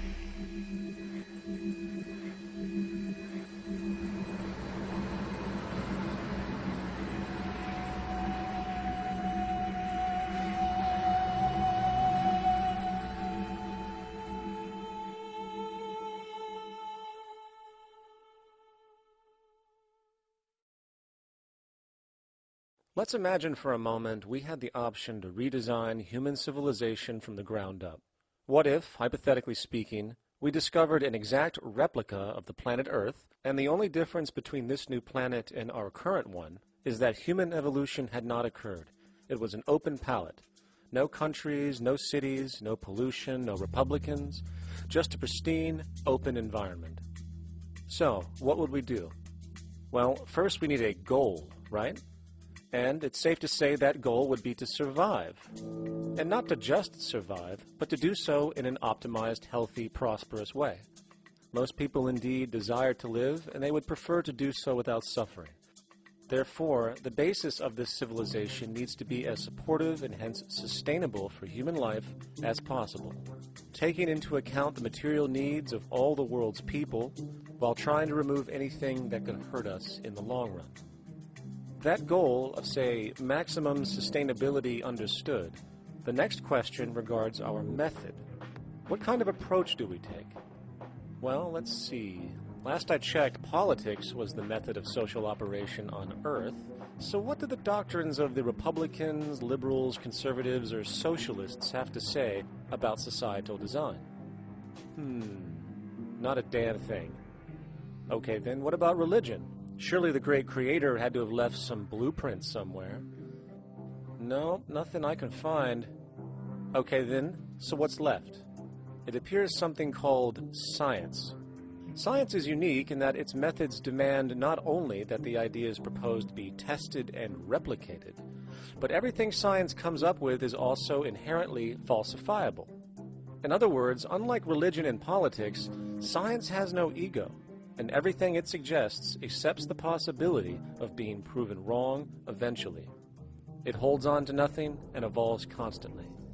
Well, that sounds natural enough to me. So then, based on the current state of scientific knowledge in the early 21st century, along with our goal of maximum sustainability for the human population, how do we begin the actual process of construction? Well, the first question to ask, what do we need to survive? The answer, of course, are planetary resources. Whether it is the water we drink, the energy we use, the raw materials we utilize to create tools and shelter, the planet hosts an inventory of resources, many of which are demanded for our survival. So, given that reality, it then becomes critical to figure out what we have and where it is. This means we need to conduct a survey. We simply locate and identify every physical resource on the planet we can, along with the amount available at each location, from the deposits of copper to the most potent locations for wind farms to produce energy, to the natural freshwater springs, to an assessment of the amount of fish in the ocean, to the most prime arable land for food cultivation, etc. But since we humans are going to be consuming these resources over time, we then realize that not only do we need to locate and identify, we also need to track. We need to make sure we don't run out of any of this stuff. That would be bad. And this means not only tracking our rates of use, but the rates of earthly regeneration as well, such as how long it takes for, say, a tree to grow or a spring to replenish. This is called dynamic equilibrium. In other words, if we use up trees faster than they can be grown back, we have a serious problem, for it is unsustainable. So then, how do we track this inventory, especially when we recognize that all of this stuff is scattered everywhere? We have large mineral mines in what we call Africa, energy concentrations in the Middle East, huge tidal power possibilities on the Atlantic coast of North America, the largest supply of freshwater in Brazil, etc.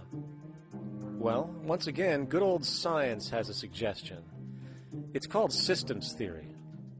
Systems theory recognizes that the fabric of the natural world, from human biology to the earthly biosphere to the gravitational pull of the solar system itself, is one huge synergistically connected system, fully interlinked. Just as human cells connect to form our organs, and the organs connect to form our bodies, and since our bodies cannot live without the earthly resources of food, air, and water, we are intrinsically connected to the earth, and so on.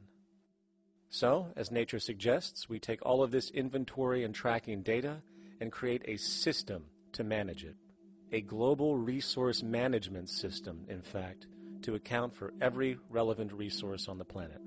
There is simply no logical alternative if our goal as a species is survival in the long run. We have to keep track as a whole. That understood, we can now consider production. How do we use all this stuff? What will our process of production be, and what do we need to consider to make sure it is as optimized as possible to maximize our sustainability? Well, the first thing that jumps right out at us is the fact that we need to constantly try and preserve. The planet's resources are essentially finite, so it is important that we be strategic. Strategic preservation is key. The second thing we recognize is that some resources are really not as good as others in their performance. In fact, some of this stuff, when put into use, has a terrible effect on the environment, which invariably hinders our own health. For example, oil and fossil fuels, no matter how you cut it, release some pretty destructive agents into the environment. Therefore, it is critical we do our best to use such things only when we really have to, if at all. Fortunately for us, we see a ton of solar, wind, tidal, wave, heat differential, and geothermal possibilities for energy production, so we can strategize objectively about what we use and where to avoid what could be called negative retroactions, or anything that results from production or use that damages the environment and hence ourselves. We will call this strategic safety to couple in with our strategic preservation. But production strategies do not stop there. We are going to need an efficiency strategy for the actual mechanics of production itself. And what we find is that there are roughly 3 specific protocols we must adhere to. 1. Every good we produce must be designed to last as long as possible. Naturally, the more things break down, the more resources we are going to need to replace them, and the more waste produced. 2. When things do break down or are no longer usable for whatever reason, it is critical that we harvest or recycle as much as we possibly can. So the production design must take this into account directly at the very earliest stages. 3. Quickly evolving technologies, such as electronics, which are subject to the fastest rates of technological obsolescence, would need to be designed to foreshadow and accommodate physical updates. The last thing we want to do is throw away an entire computer system just because it has only one broken part or is outdated.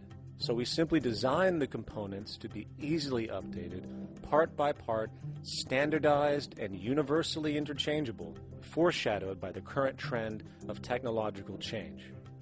And when we realize that the mechanisms of strategic preservation, strategic safety, and strategic efficiency are purely technical considerations, devoid of any human opinion or bias, we simply program these strategies into a computer which can weigh and calculate all the relevant variables, allowing us to always arrive at the absolute best method for sustainable production based on current understandings.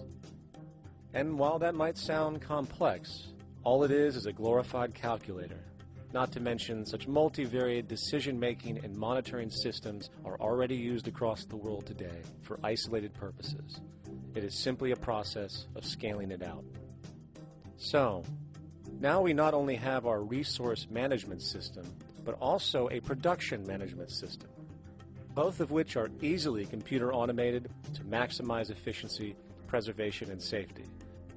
The informational reality is that the human mind, or even a group of humans, cannot track what needs to be tracked. It must be done by computers, and it can be. And this brings us to the next level, distribution. What sustainability strategies make sense here? Well, since we know that the shortest distance between 2 points is a straight line, and since energy is required to power transport machines, the less transport distance, the more efficient. Producing goods in one continent and shipping them over to another only makes sense if the goods in question simply cannot be produced in the target area. Otherwise, it is nothing but wasteful. We must localize production so distribution is simple, fast, and requires the least amount of energy. We'll call this the proximity strategy, which simply means we reduce the travel of goods as much as possible, whether raw materials or finished consumer products. Of course, it might also be important to know what goods we are transporting and why, and this falls under the category of demand. And demand is simply what people need to be healthy and to have a high quality of life. The spectrum of material human needs range from core life-supporting necessities, such as food, clean water, shelter, to social and recreational goods, which allow for relaxation and personal social enjoyment, both important factors in human and social health overall. So, very simply, we take another survey. People describe their needs. Demand is assessed, and production begins based on that demand.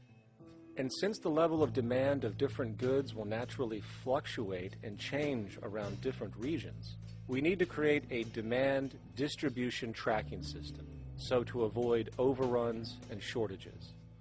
Of course, this idea is old news. It is used in every major store chain today to make sure they keep up with their inventory. Only this time we are tracking on a global scale. But, wait a minute, we really can't fully understand demand if we don't account for the actual usage of the good itself. Is it logical and sustainable for every single human to, say, have one of everything made, regardless of their usage? No. That would be simply wasteful and inefficient. If a person has a need for a good, but that need is only for, say, 45 minutes a day on average, it would be much more efficient if that good was made available to them and to others when needed. Many forget that it isn't the good that they want, it is the purpose of that good.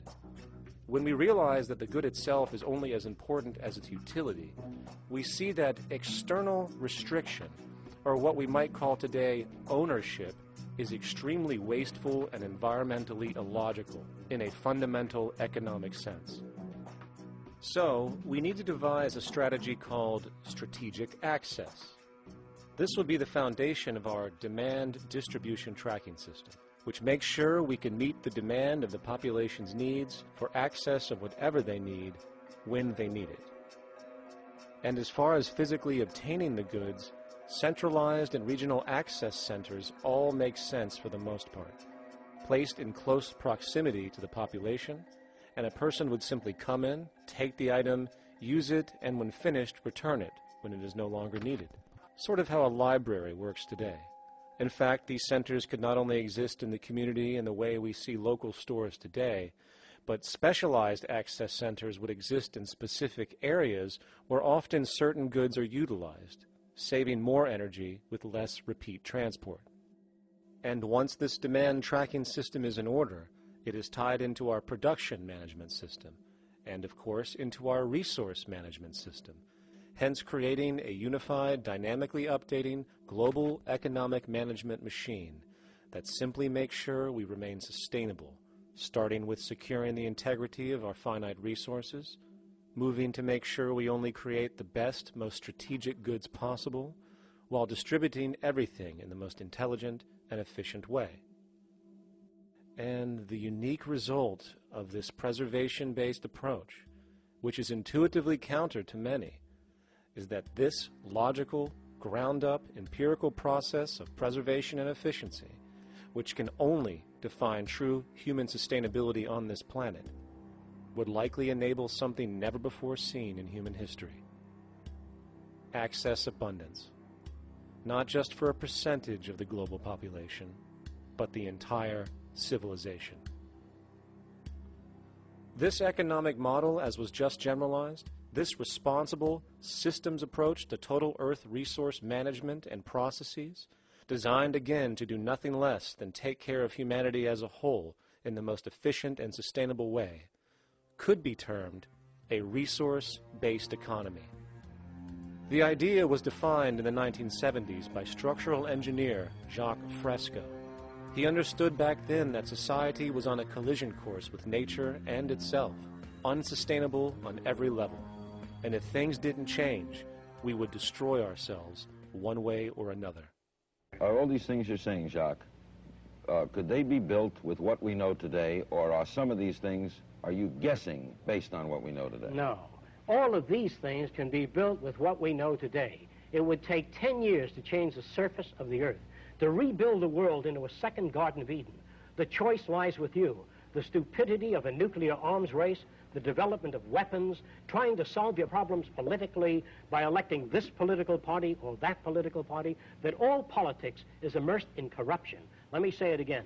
Communism, socialism, fascism, the Democrats, the liberals, we want to absorb human beings. All organizations that believe in a better life for man, there are no Negro problems or Polish problems or Jewish problems or Greek problems or women's problems. They're human problems. I'm not afraid of anybody. I don't work for anyone. No one can discharge me. I have no boss. I am afraid to live in the society we live in today. Our society cannot be maintained by this type of incompetency. It was great, the free enterprise system, about 35 years ago. That was the last of its usefulness.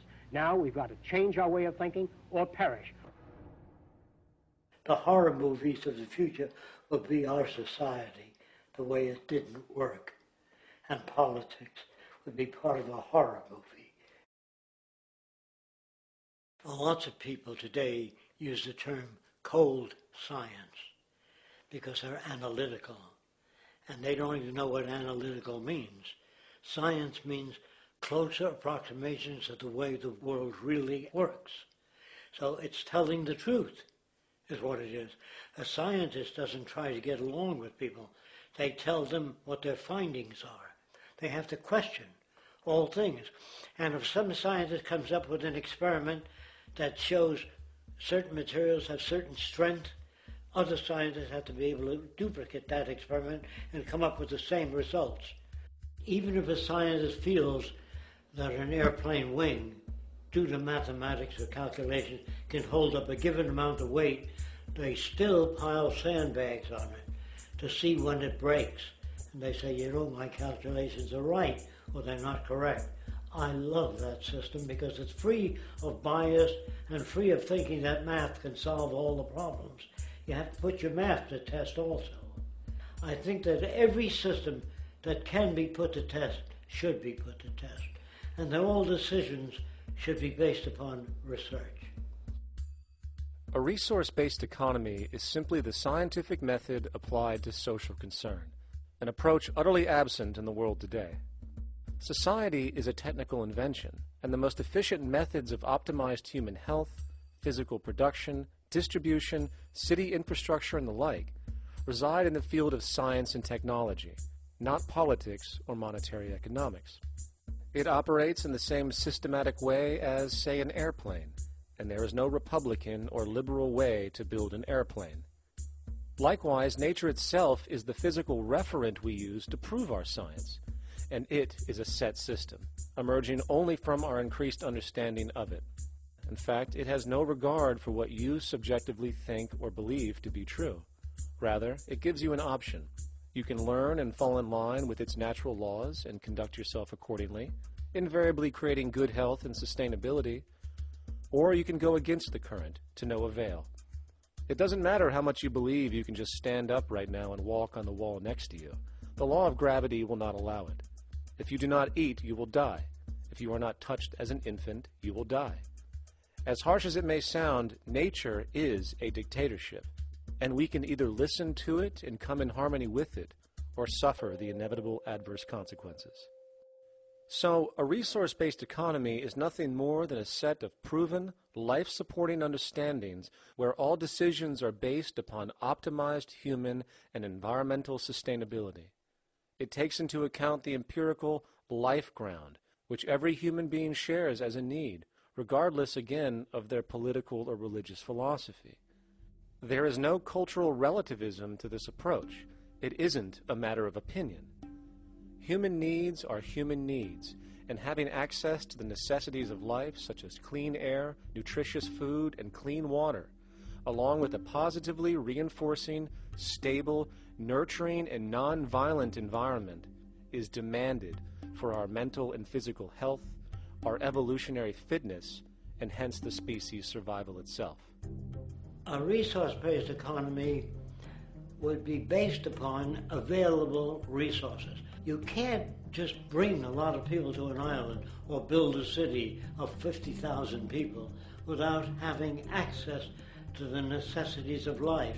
So when I use the term a comprehensive systems approach, I'm talking about doing an inventory of the area first and determining what that area can supply, not just architectural approach, not just design approach, but design must be based on all of the requirements to enhance human life. And that's what I mean by an integrated way of thinking. Food, clothing, shelter, warmth, love, all those things are necessary. If you deprive people of any of them, you have a lesser human being, less capable of functioning. As previously outlined, a resource-based economy's ground-up, global, systems approach to extraction, production, and distribution is based upon a set of true economic mechanisms, or strategies, which guarantee efficiency and sustainability in every area of the economy.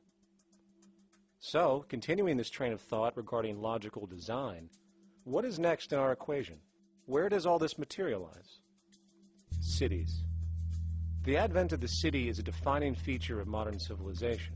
Its role is to enable efficient access to the necessities of life, along with increased social support and community interaction. So how would we go about designing an ideal city? What shape should we make it? Square? Trapezoid? Well, given we're going to be moving around the thing, we might as well make it as equidistant as possible for ease, hence the circle. What should the city contain? Well, naturally we need a residential area, a goods production area, a power generation area, an agricultural area. But we also need nurturing as human beings, hence culture, nature, recreation, and education.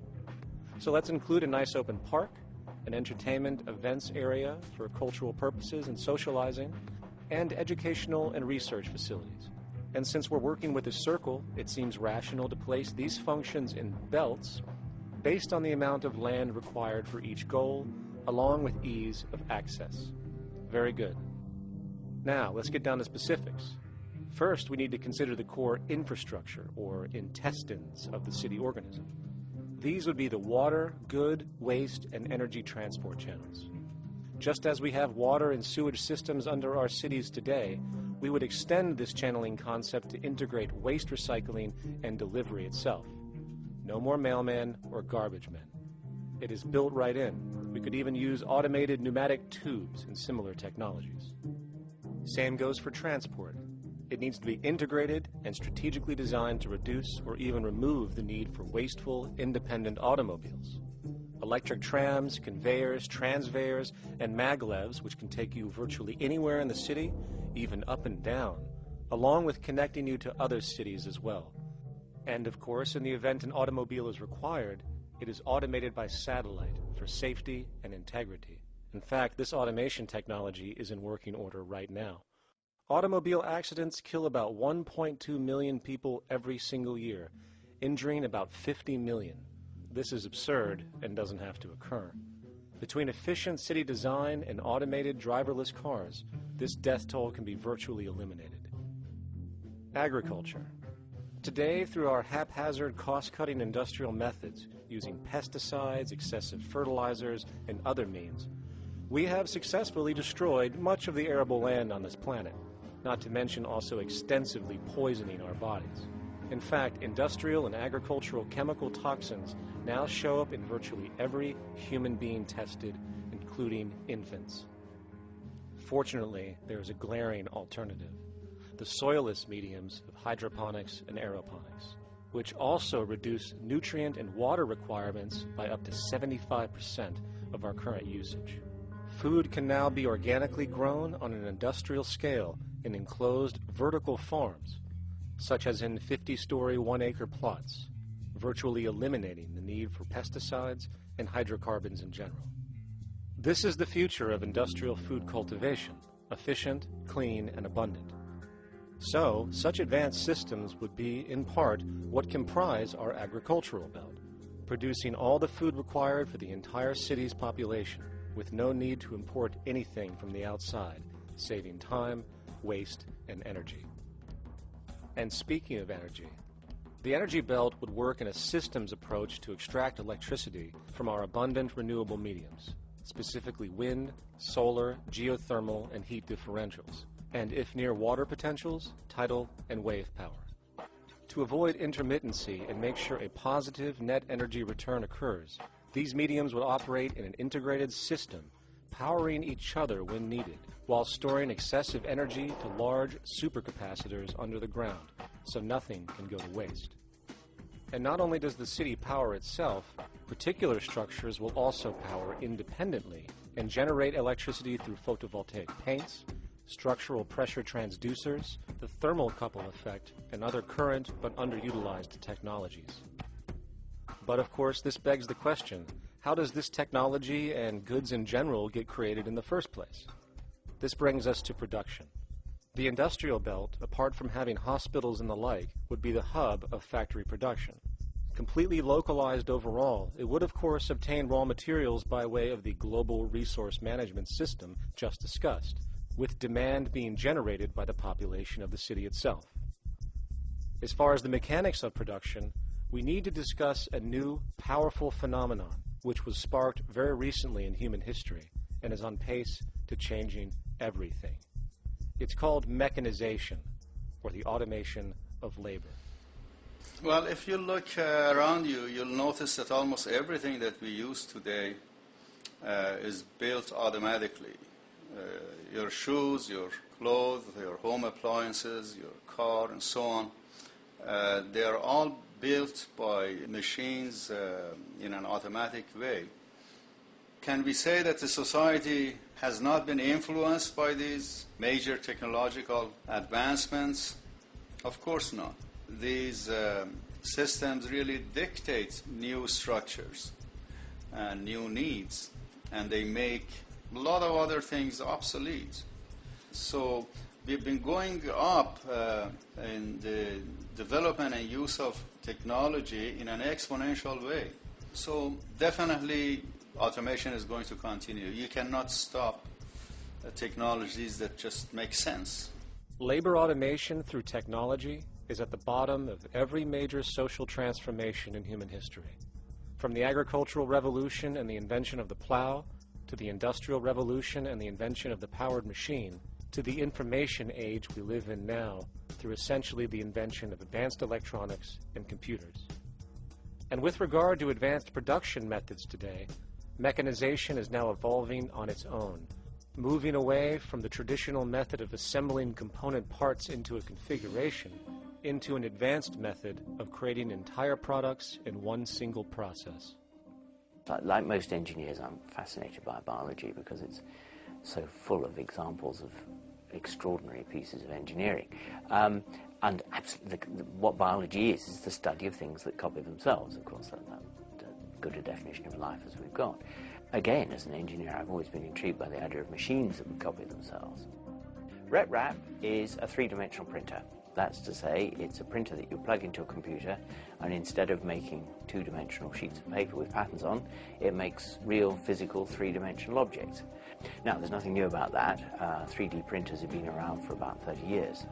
Big thing about RepRap is that it prints most of its own parts. So if you've got one, you can make another one and give it to a friend, as well as being able to print lots of useful things.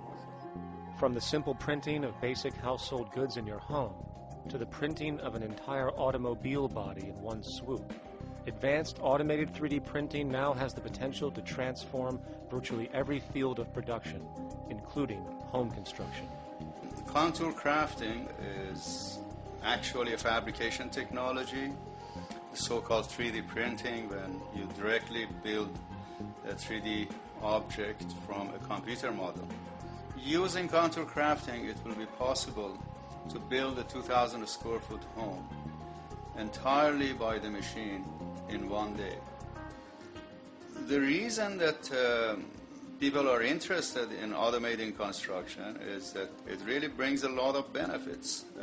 For example, construction is pretty labor intensive, and although it provides job for a sector of the society, it also has issues and complications. For example, construction is the most dangerous job that there is. It is worse than mining and agriculture. It has got the highest level of fatality almost in every country. Another issue is the waste. An average home in the United States has 3 to 7 tons of waste. So this is huge if we look at the impact of construction and knowing that about 40% of all materials in the world are used in construction. So big waste of energy and resources and big damage to the environment as well. Making homes using hammers and nails and wood with the state of our technology today is really absurd and will go the way of our labor class in regards to manufacturing in the United States. Recently, there was a study by economist David Autor of MIT that states that our middle class is obsolete and being replaced by automation. Quite simply, mechanization is more productive, efficient, and sustainable than human labor in virtually every sector of the economy today. Machines do not need vacations, breaks, insurance, pensions, and they can work 24 hours a day every day. The output potential and accuracy compared to human labor is unmatched. The bottom line, repetitive human labor is becoming obsolete and impractical across the world, and the unemployment you see around you today is fundamentally the result of this evolution of efficiency in technology. For years, market economists have dismissed this growing pattern, which could be called technological unemployment, because of the fact that new sectors always seem to emerge to reabsorb the displaced workers. Today, the service sector is the only real hub left and currently employs over 80% of the American workforce, with most industrialized countries maintaining a similar proportion. However, this sector is now being challenged increasingly by automated kiosks, automated restaurants, and even automated stores. Economists today are finally acknowledging what they have been denying for years. Not only is technological unemployment exasperating the current labor crisis we see across the world due to the global economic downturn, but the more the recession deepens, the faster the industries are mechanizing. The catch, which is not realized, is that the faster they mechanize to save money, the more they displace people, the more they reduce public purchasing power. This means that while the corporation can produce everything more cheaply, fewer and fewer people will actually have money to buy anything, regardless of how cheap they become. The bottom line is that the labor for income game is slowly coming to an end. In fact, if you take a moment to reflect on the jobs which are in existence today, which automation could take over right now if applied, 75% of the global workforce could be replaced by mechanization tomorrow. And this is why, in a resource-based economy, there is no monetary market system, no money at all, for there is no need. A resource-based economy recognizes the efficiency of mechanization and accepts it for what it offers. It doesn't fight it like we do today. Why? Because it is irresponsible not to, given any interest in efficiency and sustainability. And this brings us back to our city system. In the center is the central dome, which not only houses the educational facilities and transportation hub, it also hosts the mainframe that runs the city's technical operations. The city is, in fact, one big automated machine. It has sensors in all technical belts to track the progress of agriculture, energy gathering, production, distribution, and the like. Now, would people be needed to oversee these operations in the event of a malfunction or the like? Most probably yes, but that number would decrease over time as improvements continue. However, as of today, maybe 3% of the city population would be needed for this job when you break it down. And I can assure you, that in an economic system which is actually designed to take care of you and secure your well-being, without you having to submit to a private dictatorship on a daily basis, usually to a job that is either technically unnecessary or socially pointless, while often struggling with debt that doesn't exist just to make ends meet. I guarantee you people will volunteer their time left and right to maintain and improve a system that actually takes care of them.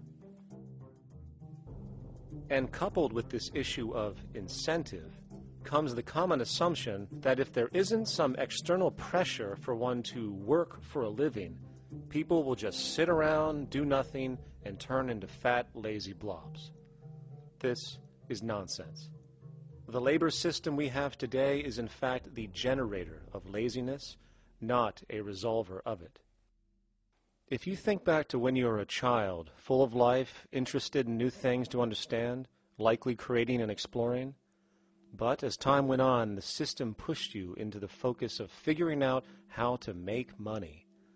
And from early education to study at a university, you are narrowed, only to emerge as a creature which serves as a cog in a wheel in a model that sends all the fruits to the upper 1%. Scientific studies have now shown that people are, in fact, not motivated by monetary reward when it comes to ingenuity and creation. The creation itself is the reward. Money, in fact, appears only to serve as an incentive for repetitive, mundane actions, a role we have just now shown can be replaced by machine. So when it comes to innovation, the actual use of the human mind, the monetary incentive has proven to be a hindrance, interfering and detracting from creative thought. And this might explain why Nikola Tesla, the Wright brothers, and other inventors who contributed massively to our current world never showed a monetary incentive to do so. Money is, in fact, a false incentive and causes 100 times more distortion than it does contribution. Good morning, class. Please settle down. The first thing I would like to do is go around the room and ask what everyone would like to be when they grow up. Who'd like to go first? Okay, how about you, Sarah? When I grow up, I want to work at McDonald's like my mom. Oh, family tradition, eh? How about you, Linda? When I grow up, I'm going to be a prostitute on the streets of New York City. Oh, glamour girl, huh? Very ambitious. How about you, Tommy? When I grow up, I'm going to be a rich, elitist businessman who works on Wall Street and profits off of the collapse of foreign economies. Enterprising. And great to see some multicultural interest. As stated before, a resource-based economy applies the scientific method to social concern, and this isn't limited to simply technical efficiency. It also has the consideration of human and social well-being directly and what comprises it. What good is a social system if, in the end, it doesn't produce happiness and peaceful coexistence? So it is important to point out that with the removal of the money system and the necessities of life provided, we would see a global reduction in crime by about 95% almost immediately, for there is nothing to steal, embezzle, scam, or the like. 95% of all people in prisons today are there due to some monetary-related crime or drug abuse, and drug abuse is a disorder, not a crime. So what about the other 5%, the truly violent, often seeming to some as being violent for the sake of being violent? Are they just evil people? The reason that I frankly think it's a waste of time to engage in moral value judgments about people's violence is because it doesn't advance by one iota our understanding of either the causes or the prevention of the violent behavior. People sometimes ask if I believe in forgiving criminals. My answer to that is, no, I don't believe in forgiveness any more than I believe in condemnation. It's only if we as a society can take the same attitude of treating violence as a problem in public health and preventive medicine rather than as a moral evil It's only when we make that change in our own attitudes and assumptions and values that we will actually succeed in reducing the level of violence rather than stimulating it, which is what we do now. The more justice you seek, the more hurt you become, because there's no such thing as justice. There is whatever there is out there. That's it. In other words, if people are conditioned to be racist and bigots, if they're brought up in an environment that advocates that, why do you blame the person for it? They're a victim of a subculture. Therefore, they have to be helped. The point is, we have to redesign the environment that produces aberrant behavior. That's the problem, not putting a person in jail. That's why judges, lawyers, freedom of choice, such concepts are dangerous, because it gives you misinformation that the person is bad or that person is a serial killer. Serial killers are made, just like soldiers become serial killers with a machine gun. They become killing machines, but nobody looks at them as murderers or assassins, because that's natural. So we blame people. We say, well, this guy was a Nazi, he tortured Jews. No, he was brought up to torture Jews.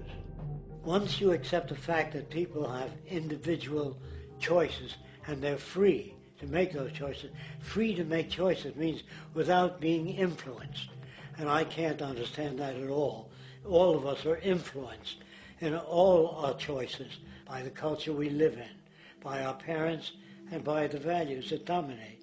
So we're influenced. So there can't be free choices. What's the greatest country in the world? The true answer, I haven't been all over the world, and I don't know enough about different cultures to answer that question. I don't know anybody that speaks that way.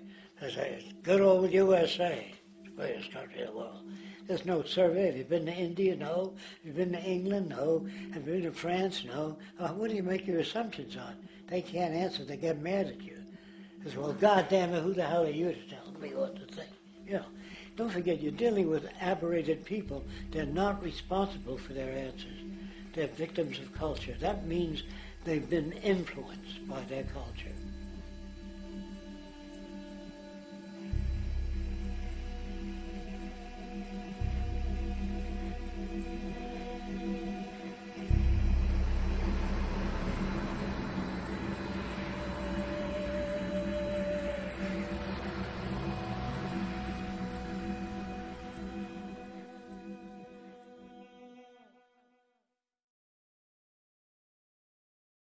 When we consider a resource-based economy, there are often a number of arguments that tend to come up with regard to the efficiency. Now hold on just a minute. Yes? I know what this is. This is called Marxism, buddy. Stalin killed 800 billion people because of ideas like this. My father died in the gulag. Hold on. Communist, fascist. You know, like America used to just leave. All right, everybody just calm down. Death to the New World Order. Death to the New World Order. And as the irrationality of the audience grew, shocked and confused, suddenly the narrator suffered a fatal heart attack. And the seemingly communist propaganda film was no more.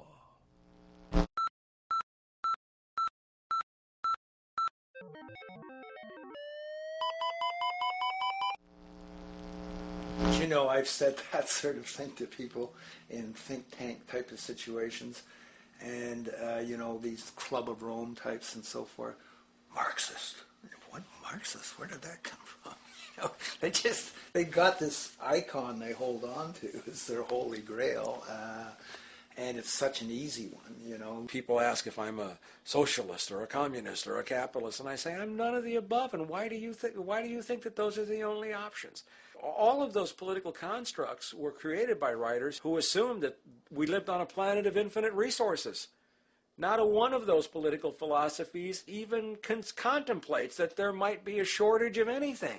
I believe that communism, socialism, free enterprise, fascism are part of social evolution, that you can't take a giant step from one culture to another But they're in-between systems. Before there's any ism, we've got a life ground, and the life ground is, as I just described most easily, it's all the conditions required to take your next breath, and that involves the air you breathe, the water you get, the safety you have, the education you can access, all these things that we share and use and that no life in any culture can do without. So we've got to reset down to the life ground, and the life ground is no longer any ism.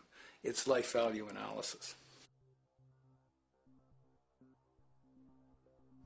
It's simply a matter of historical fact that the dominant intellectual culture of any particular society reflects the interests of the dominant group in that society.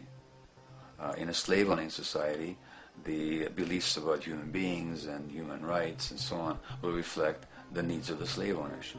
In a society which again is based on the power of certain people to control and profit from the lives and work of millions of others, the dominant intellectual culture will reflect the needs of the dominant group.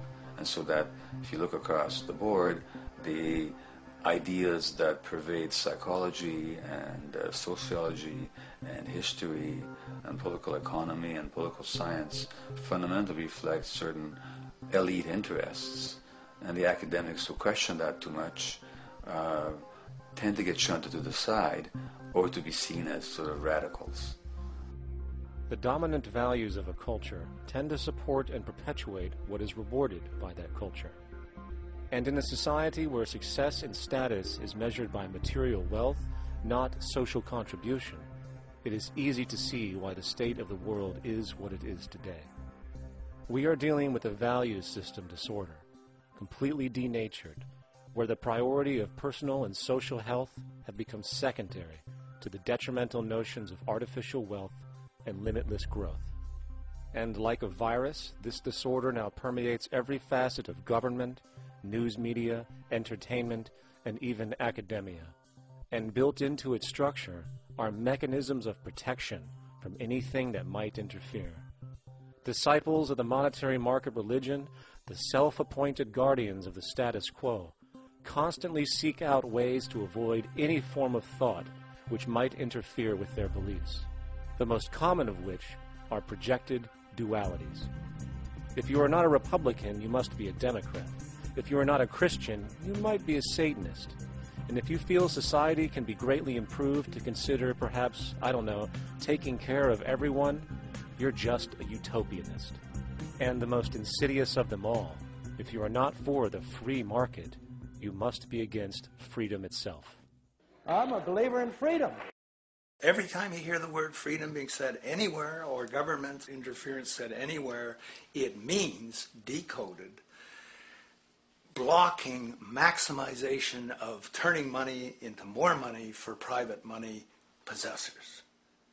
That's it. Every other thing they'll say, oh, we need more commodities for people, oh, this is freedom against tyranny and so forth.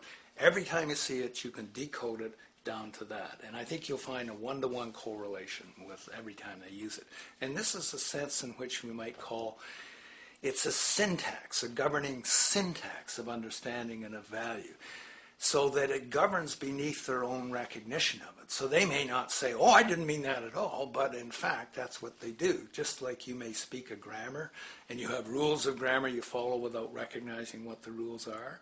And so what we have is what I call the ruling value syntax that underlies this. So every time they use these words, government interference, lack of freedom, or progress, or development, you can decode them all to come back to mean that. Of course, when you hear the word freedom, it tends to be in the same sentence with something called democracy. It's fascinating how people today seem to believe that they actually have a relevant influence on what their government does, forgetting that the very nature of our system offers everything for sale. The only vote that counts is the monetary vote, and it doesn't matter how much any activist yells about ethics or accountability. In a market system, every politician, every legislation, and hence every government is for sale. And even with the $20 trillion bank bailout starting in 2007, an amount of money which could have changed, say, the global energy infrastructure to fully renewable methods, instead going to a series of institutions that literally do nothing to help society, institutions that could be removed tomorrow with no recourse. The blind conditioning that politics and politicians exist for the public well-being still continues. The fact is, politics is a business, no different than any other in a market system, and they care about their self-interest before anything else. I don't really, honestly, deep down believe in political action. I think the system contracts and expands as it wants to. It accommodates these changes. I think the civil rights movement was an accommodation on the part of those who own the country. I think they see where their self-interest lies. They see a certain amount of freedom seems good, an illusion of liberty. Give these people a voting day every year so that they'll have the illusion of meaningless choice. Meaningless choice that we go like slaves and say, "Oh, I voted." The limits of debate in this country are established before the debate even begins, and everyone else is marginalized. They're made to seem either to be communists or some sort of disloyal person. A kook, there's a word. And now it's conspiracy. Say, they've made that something that should not be even entertained for a minute, that powerful people might get together and have a plan. Doesn't happen. You're a kook. You're a conspiracy buff. And of all the mechanisms of defense of this system, there are two that repeatedly come up. The first is this idea that the system has been the cause of the material progress we have seen on this planet. Well, no. There are basically two root causes which have created the increased so-called wealth and population growth we see today. One, the exponential advancement of production technology, hence scientific ingenuity. And two, the initial discovery of abundant hydrocarbon energy, which is currently the foundation of the entire socioeconomic system. The free market, capitalist, monetary market system, whatever you want to call it, has done nothing but ride the wave of these advents with a distorted incentive system and a haphazard, grossly unequal method of utilizing and distributing those fruits. The second defense is a belligerent social bias generated from years of propaganda, which sees any other social system as a route to so-called tyranny, with various name droppings of Stalin, Mao, Hitler, and the death tolls they generated. Well, as despotic as these men might have been, along with the societal approaches they perpetuated, when it comes to the game of death, when it comes to the systematic daily mass murder of human beings, nothing in history compares to what we have today. Famines throughout at least the last century of our history have not been caused by a lack of food. They've been caused by relative poverty. The economic resources were so inequitably distributed that the poor simply didn't have enough money with which to buy the food that would have been available if they could have afforded to pay for it. That would be an example of structural violence. Another example, in Africa and some other areas, but I'll particularly focus on Africa, tens of millions of people are dying of AIDS. Why are they dying? It's not because we don't know how to treat AIDS. We have, millions of people in the wealthy countries are getting along remarkably well because they have the medicines that will treat it. The people in Africa who are dying of AIDS are not dying because of the HIV virus. They're dying because they don't have the money with which to pay for the drugs that would keep them alive. Gandhi saw this. He said the deadliest form of violence is poverty. And that's absolutely right. Poverty kills far more people than all the wars in history, more people than all the murderers in history, more than all the suicides in history. Not only does structural violence kill more people than all the behavioral violence put together, structural violence is also the main cause of behavioral violence.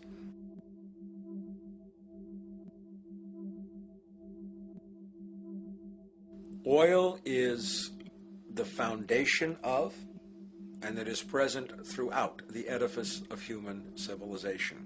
There are 10 calories of hydrocarbon energy, oil and natural gas, in every calorie of food you and I eat in the industrialized world. Fertilizers are made from natural gas. Pesticides are made from oil. You drive oil-powered machines to plant, plow, irrigate, harvest, transport, package. You wrap the food in plastic, that's oil. All plastic is oil. There are 7 gallons of oil in every tire. Oil is everywhere. It's ubiquitous. And it's only because of oil that there are 7 billion people, or almost 7 billion people on this planet right now. The arrival of this cheap, easy energy, which is equivalent, by the way, to billions of slaves working around the clock, changed the world in such a radical way over the last century, and the population has gone up 10 times. But by 2050, oil supply is able to support less than half the present world's population in their present way of life. So the scale of adjustment to live differently is just enormous. The world is now using 6 barrels of oil for every barrel it finds. 5 years ago, it was using 4 barrels of oil for every barrel it finds.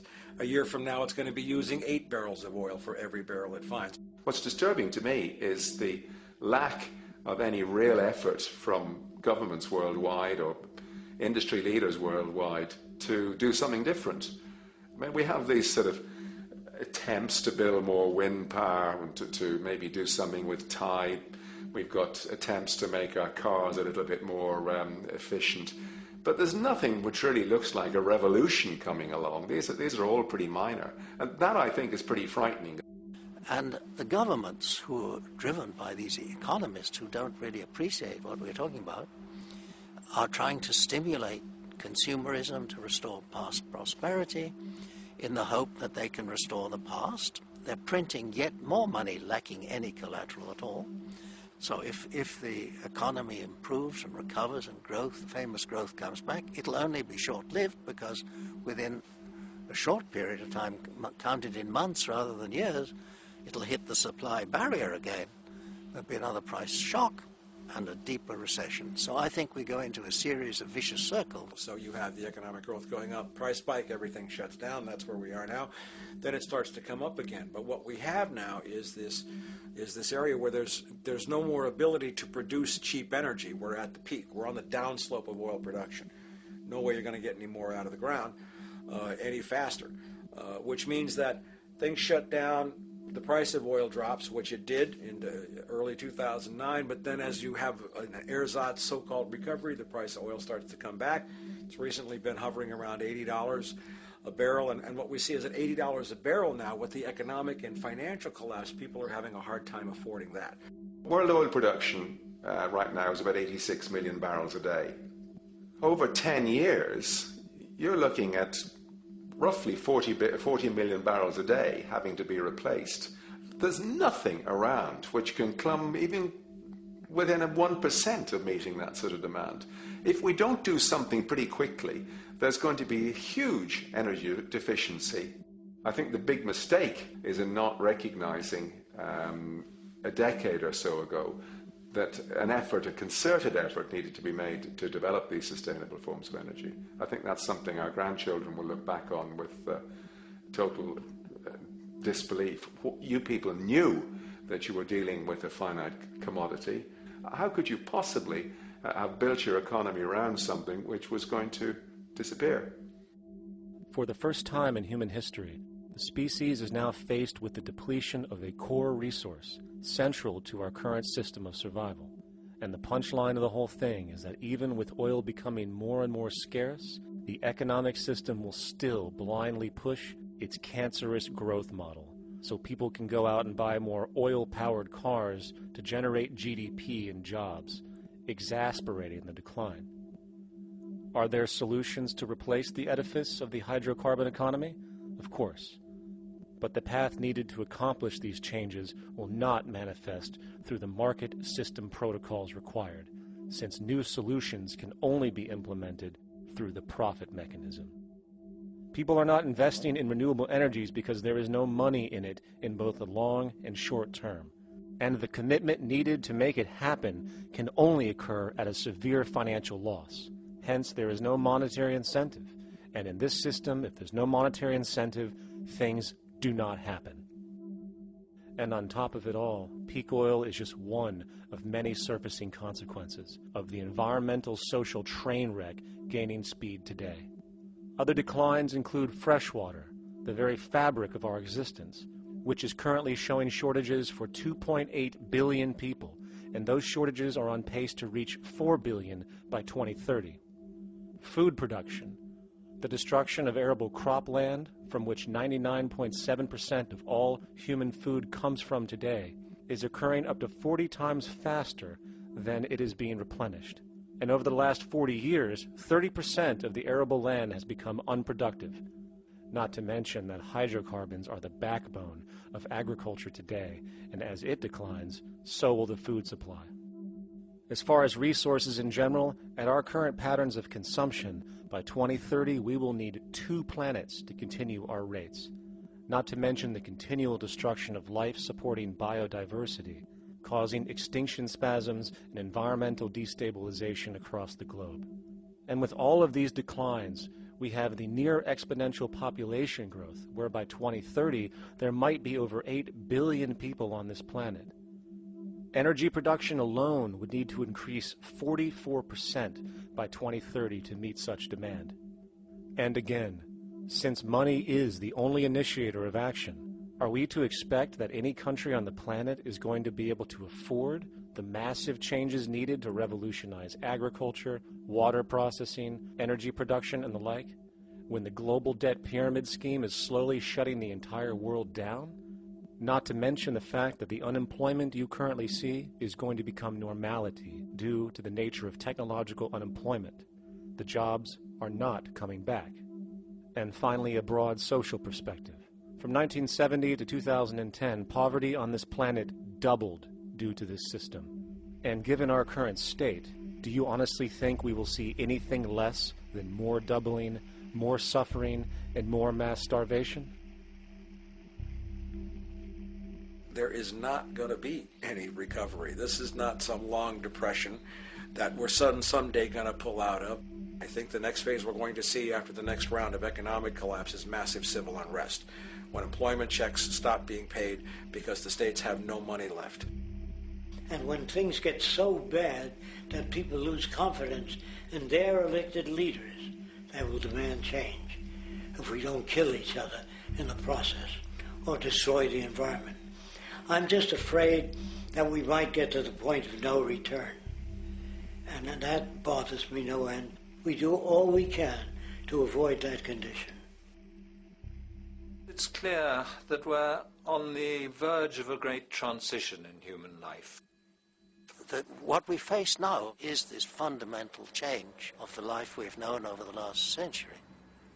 There has to be a link between the economy and the resources of this planet, the resources being, of course, all animal and plant life, the health of the oceans and everything else.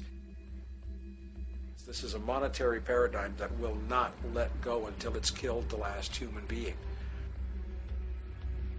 The in-group will do all it can to stay in power. And that's what you got to keep in mind. They'll use the Army and Navy and lies or whatever they have to use to keep in power. They're not about to give it up because they don't know of any other system that will perpetuate their kind.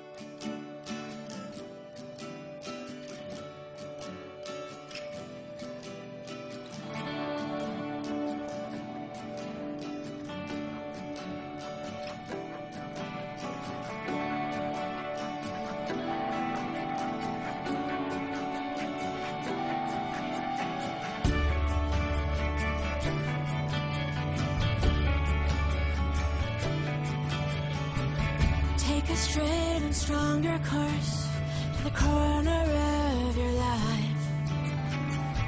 Just remember that the goal is for us all to capture all we've got.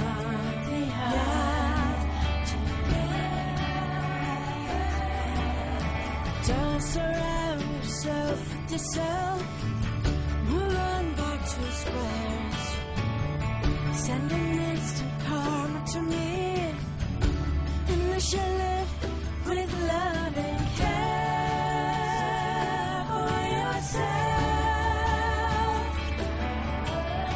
'Cause it's time and time with your time, and this news is captured for the Queen to use.